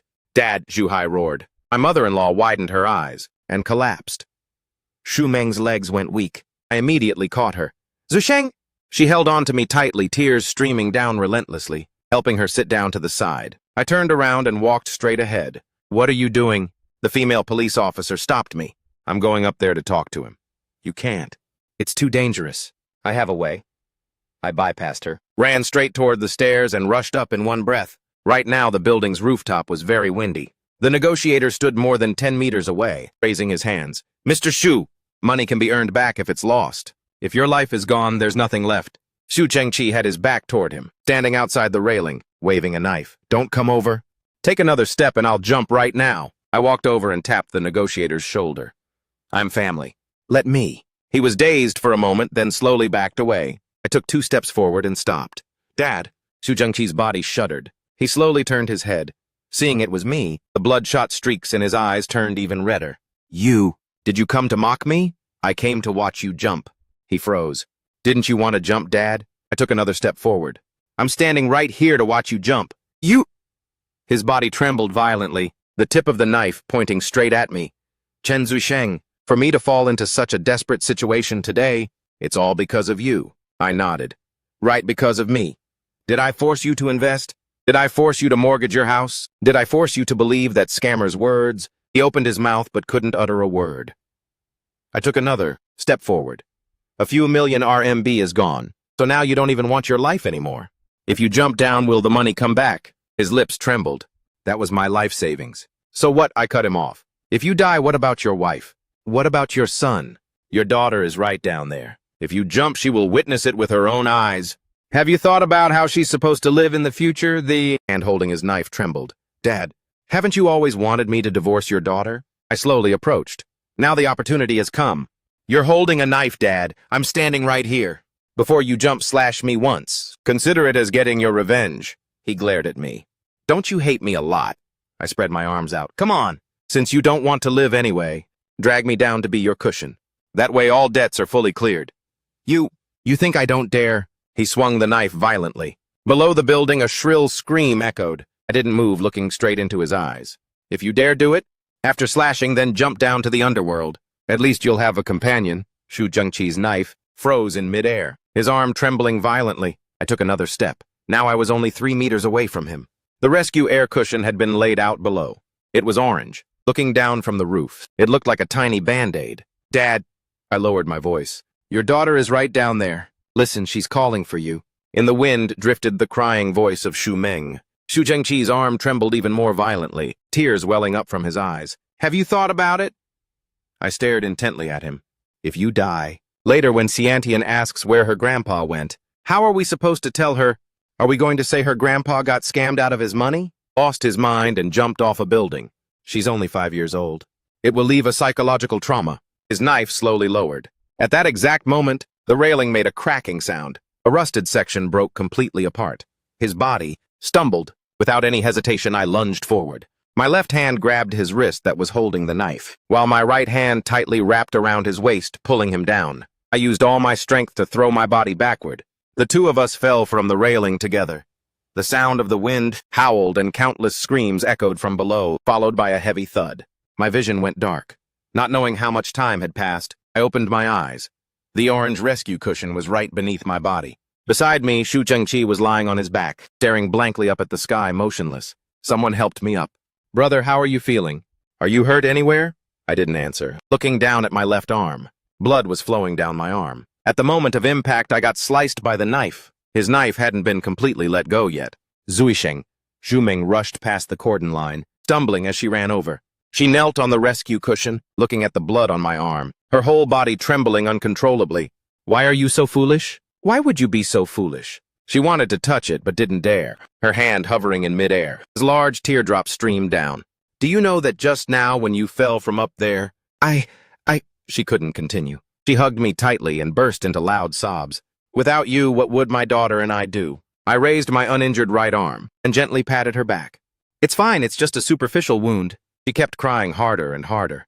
The medical staff nearby rushed over to put me onto a stretcher.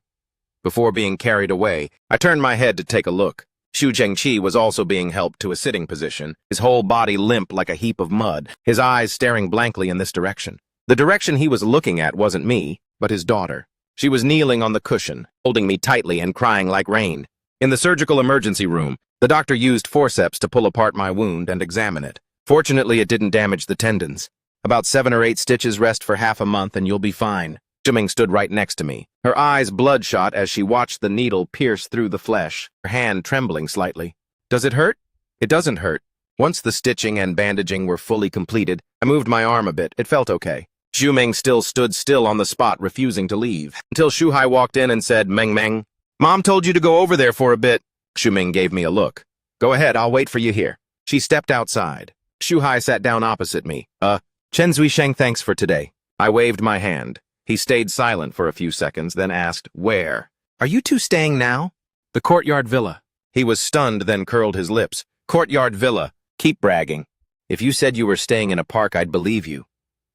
Having said half the sentence, his eyes landed on the bandages on my arm, and he swallowed the other half right back down. I looked at him. A woman follows her husband. Marry a rooster, follow a rooster, marry a dog, follow a dog. Your sister is willing to stay in a park with me, so what does that have to do with you? He was choked up and left speechless. He stood up and walked to the door, then turned his head back. Mom told me to tell you that now the house is gone, and the money is also finished. Even if you two want to go back, it's impossible now. Fend for yourselves. I nodded. Since we've already moved out, we won't be going back. Tell Mom and Dad that the Ponzi scheme has collapsed, so the money probably can't be recovered. But the house doesn't have legs, it can't run away. Once the case is closed, it should be recovered. After resting at home for half a day, the next day I still went to work as usual. That afternoon, the company held a project advancement meeting. Everything progressed exactly according to plan. After the meeting adjourned, Liu Xingrong pulled me into his office. Little brother, the project has started getting on track. It's also time to consider it. The cash that can be mobilized on the books is only a bit over 200 million RMB. According to your plan, the initial phase needs 800 million to 1 billion RMB. Should we take out a bank loan? If we borrow, it's best to ask Mayor when to put in a word with the bank's side. No need. I shook my head, pulled a piece of paper out of my pocket, and pushed it in front of him. Help me open domestic and international derivatives accounts. His eyes widened. Playing financial derivatives? Don't you know how massive the risk is? What if we lose? I affirmed with absolute certainty. Rest assured, there won't be any losses. If you want to make money, don't look at the policy. Just look at the market. Once the accounts are opened, let me know. As for everything else, you just need to sit back and watch. 3 days later, all the accounts were fully opened. For the next week, I practically lived at the company. During the day, I handled project work. At night, I monitored the international market, sometimes staying up and watching until 3 or 4 a.m. Jiming felt incredibly bad for me. On the very first night, she brought an insulated food container, pushed the door open and saw me glued to the screen. She placed the container on the table. Drink up all this pork rib soup before you continue working. I raised my head and saw a small head popping out from behind her. Hey, Dad, Mom said you're injured but still have to work, so I came to supervise you. Shantian ran over and snuggled into my arms. I smiled. All right, supervise me then. Shumeng sat down beside me, looking at the cluster of red and green lines tangled on the screen, her brows furrowing. Can you actually understand all this stuff? I smiled and replied, your husband is full of capabilities. That night, the mother and daughter stayed until 10:30.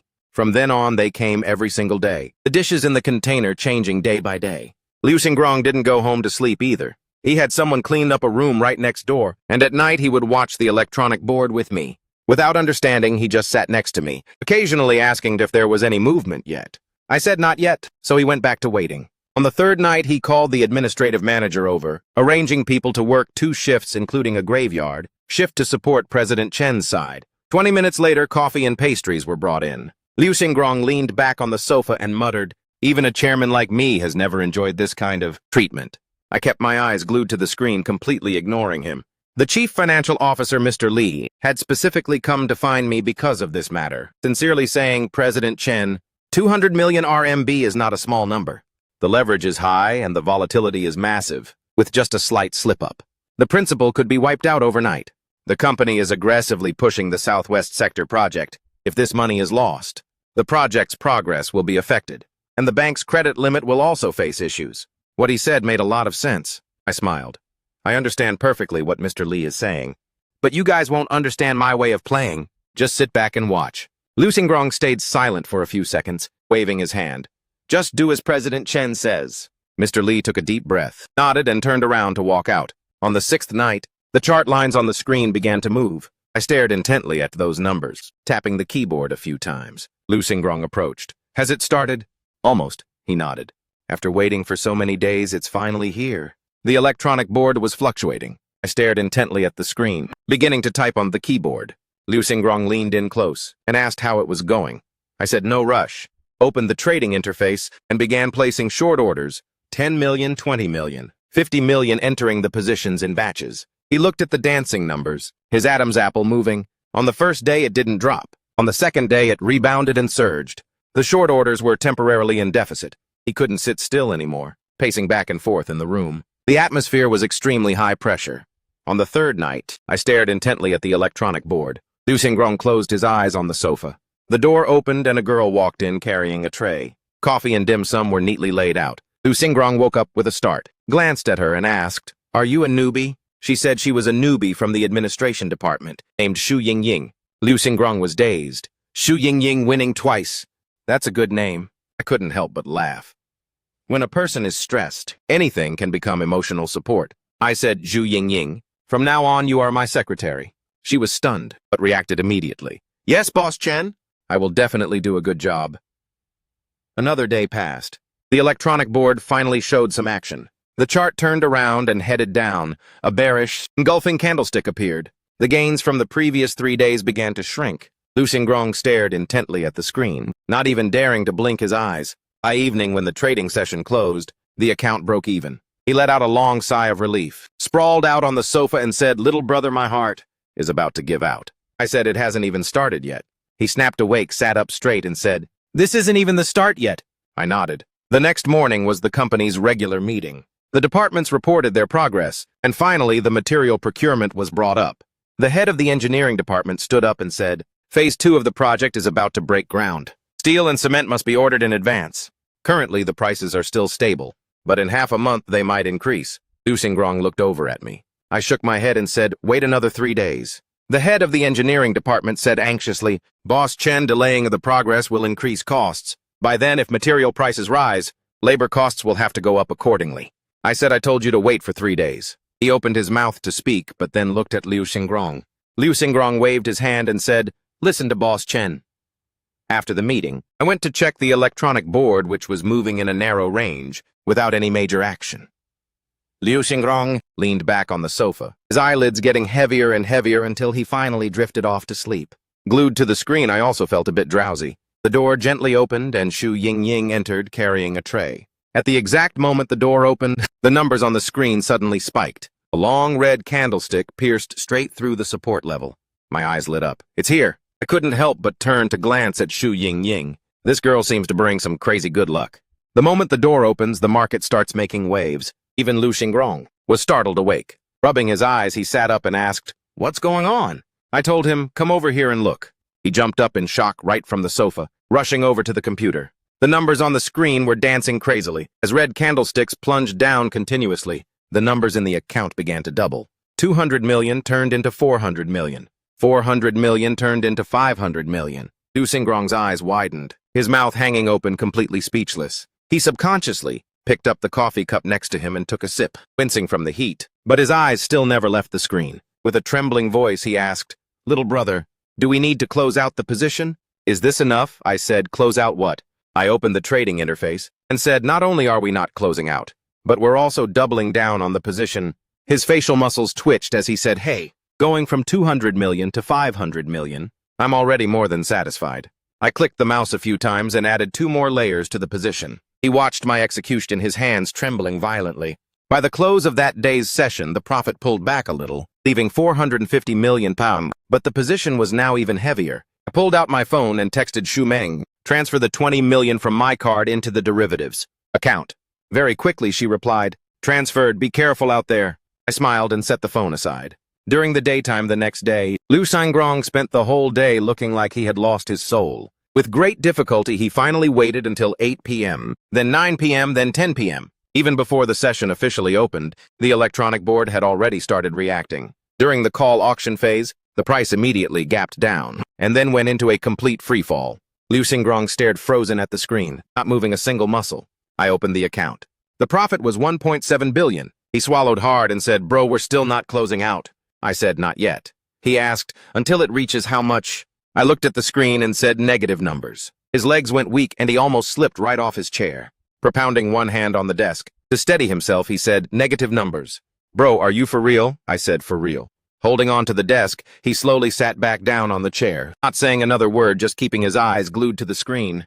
Towards the early morning hours, the price approached the 0 mark. I began to buy back to cover the short positions in batches, closing out part of the short orders to lock in profits, leaving the rest for the final blow. At 3:17 a.m., the price hit 0. Liu Xingrong abruptly stood straight up.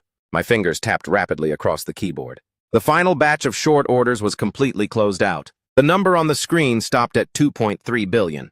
Liu Xingrong slumped back into his chair, panting heavily. I opened another account. Xu Meng's 20 million had now become over 300 million. It still wasn't over. At 3:20 a.m., the price continued to plunge, finally stopping at negative 3,763 RMB. Liu Xingrong stared blankly at that number, then slowly turned to look at me, his gaze like he was looking at a straight-up monster. He said, "Little brother, can I literally worship you right now?" I burst out laughing while his face remained completely dazed. 2.3 billion? Good Lord. He leaped up and grabbed my hand. Little brother, why the hell am I still doing real estate? Let's just become professional derivatives traders. Together. A sleepless night. At 9 a.m., the domestic derivatives market opened. The international market plunged last night, so this morning's session would definitely follow suit. This was the exact opportunity I needed. I opened the trading interface and began placing orders. Steel bars, hot-rolled steel coils, cement, basically anything the project needed. The bidding prices were set ridiculously low. In another account, I had already closed out the short orders at a price zone near $0. I flipped to the long side and placed long orders on crude oil.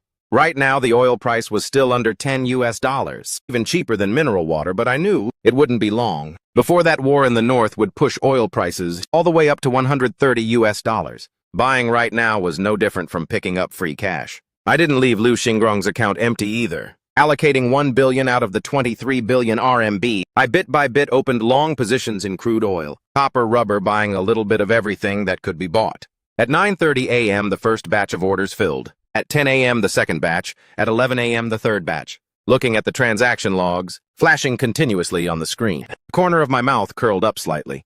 Enough! At 2 p.m., the management meeting. I walked into the conference room. Everyone had already arrived. Liu Xingrong sat in the chairman's seat, his face beaming. President Chen is here. Sit down, sit down. I sat down, glancing around. CFO, Mr. Li, the head of engineering, the marketing director, and several VPs were all present.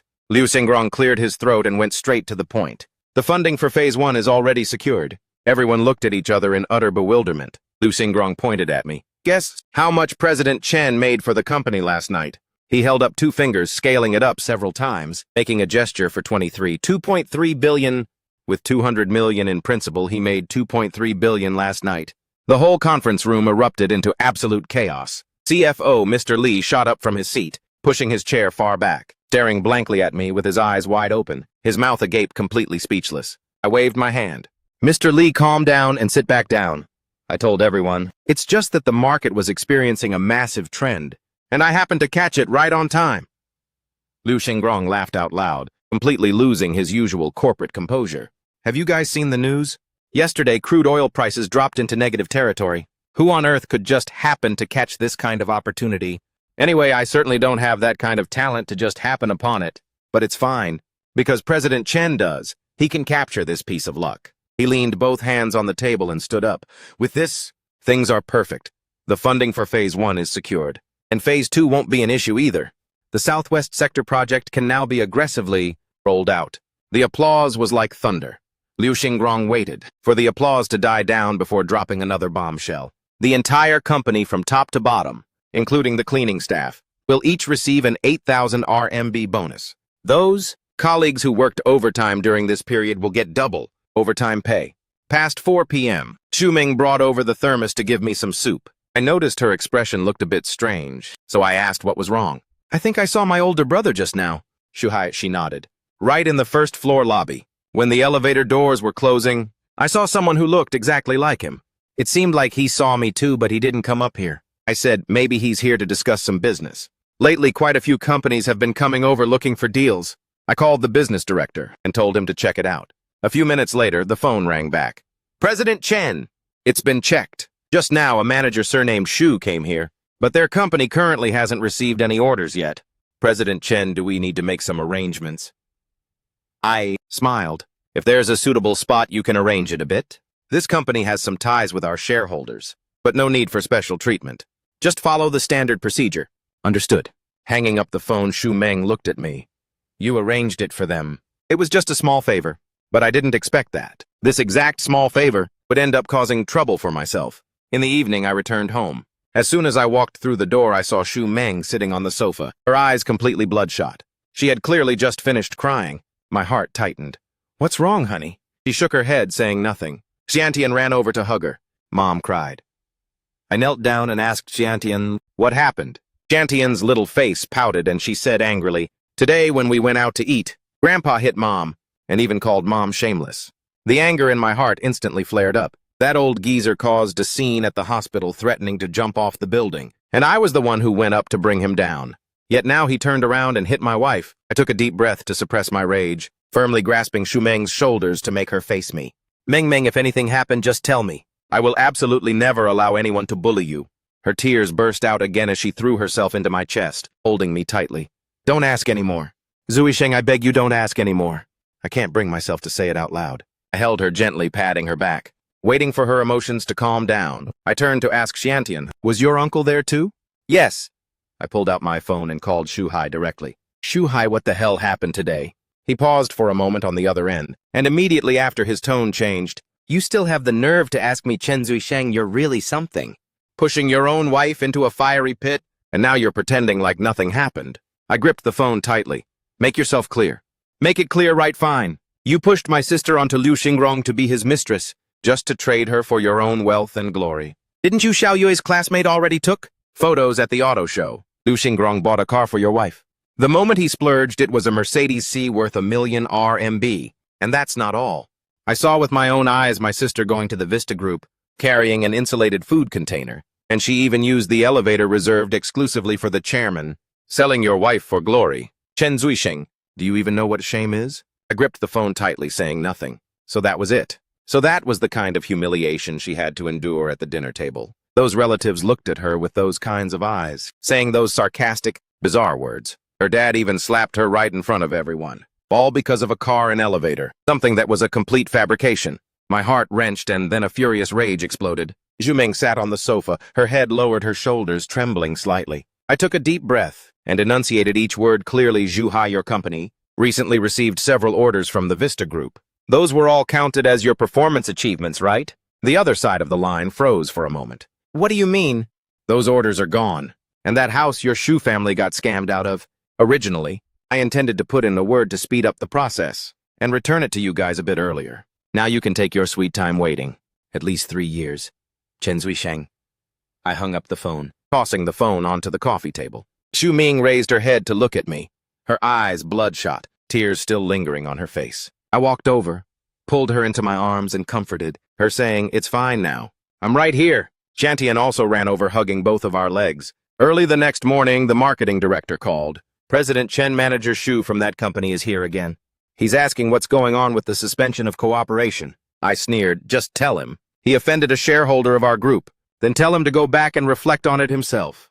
If he doesn't understand, then in the future their company won't get a single order in Ninghai. Hanging up the phone, I continued reviewing documents. I could easily imagine the look on Xu Hai's face when he heard those words. When it comes to real estate marketing in Ninghai, inexplicably offending a shareholder of the Vista Group, what exactly does that mean? It's no different from being handed a death sentence in this industry in Ninghai. In the afternoon, the marketing director called again.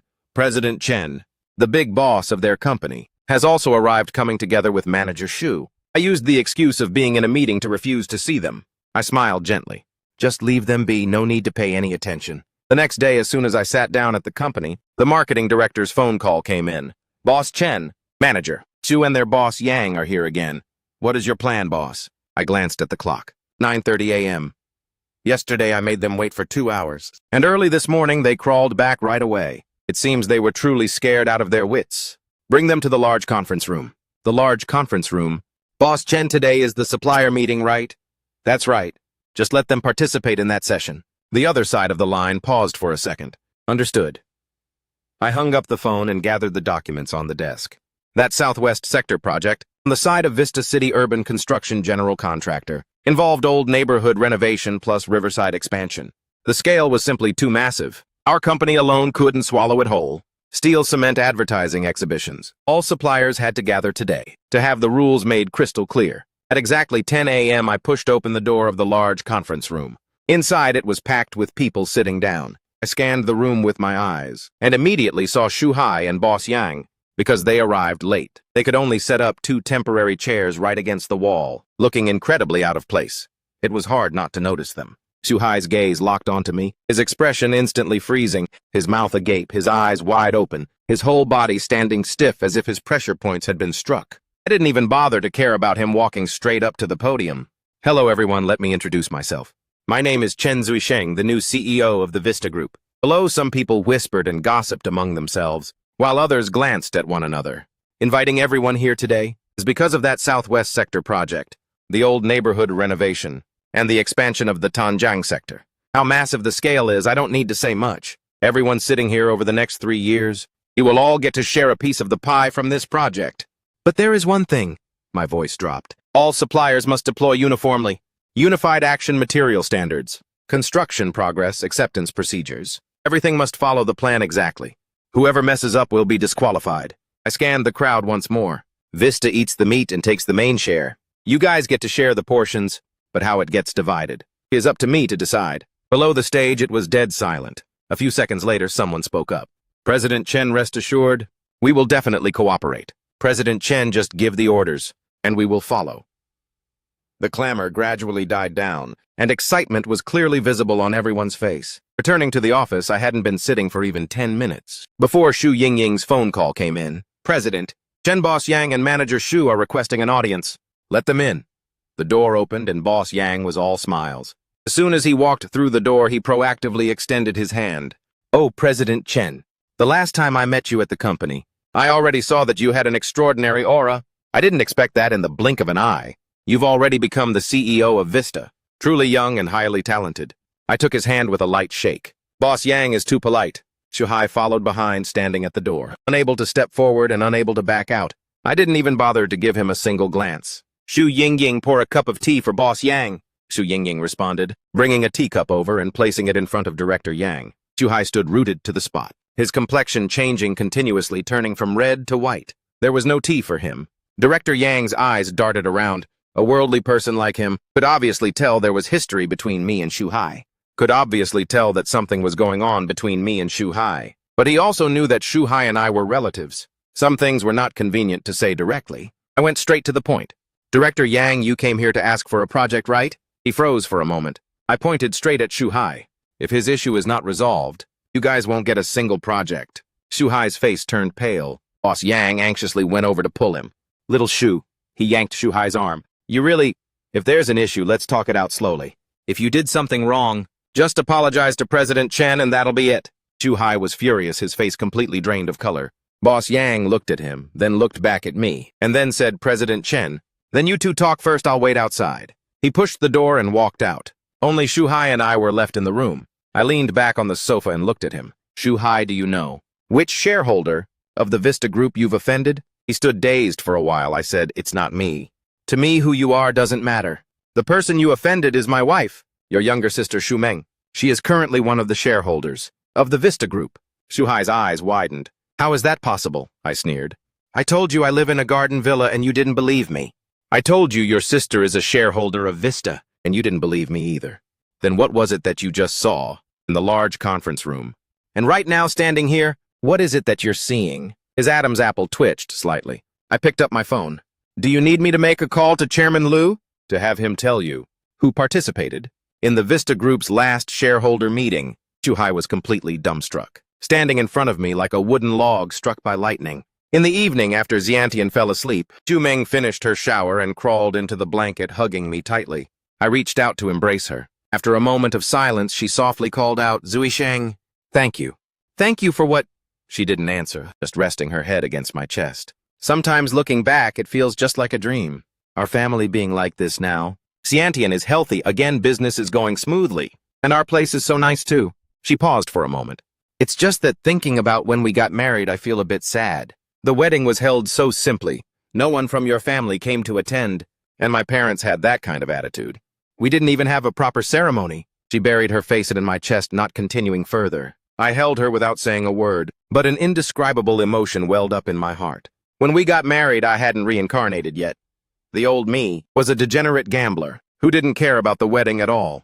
Xu Meng had defied her entire family's opposition to marry him, enduring that impoverished wedding. Now that she mentioned it, I should make it up to her with a wedding, treating it as if I'm marrying her all over again. Thinking up to this point, feeling the warmth of her leaning against my chest, my heart suddenly filled with an unusual excitement. No sooner said than done. The next day was Sunday, and I got up very early. Xu Meng was still asleep. I gently kissed her forehead, then left the house, heading straight to the oldest jewelry store in Ninghai, a place specializing in custom designs. After hearing my request, the manager brought out a box. Mr. Chen, you are truly lucky. We just imported a 5-carat diamond, D-color, internally flawless. Its cut and brilliance are absolutely perfect. Inside the box was a raw diamond. Under the light, it was as pure as a condensed droplet of water. This stone is extremely outstanding. It's just that we haven't found a matching client for it yet. If you agree to take it, we will begin crafting it immediately. How long does on-site processing take? About 3 hours. I nodded. Do it.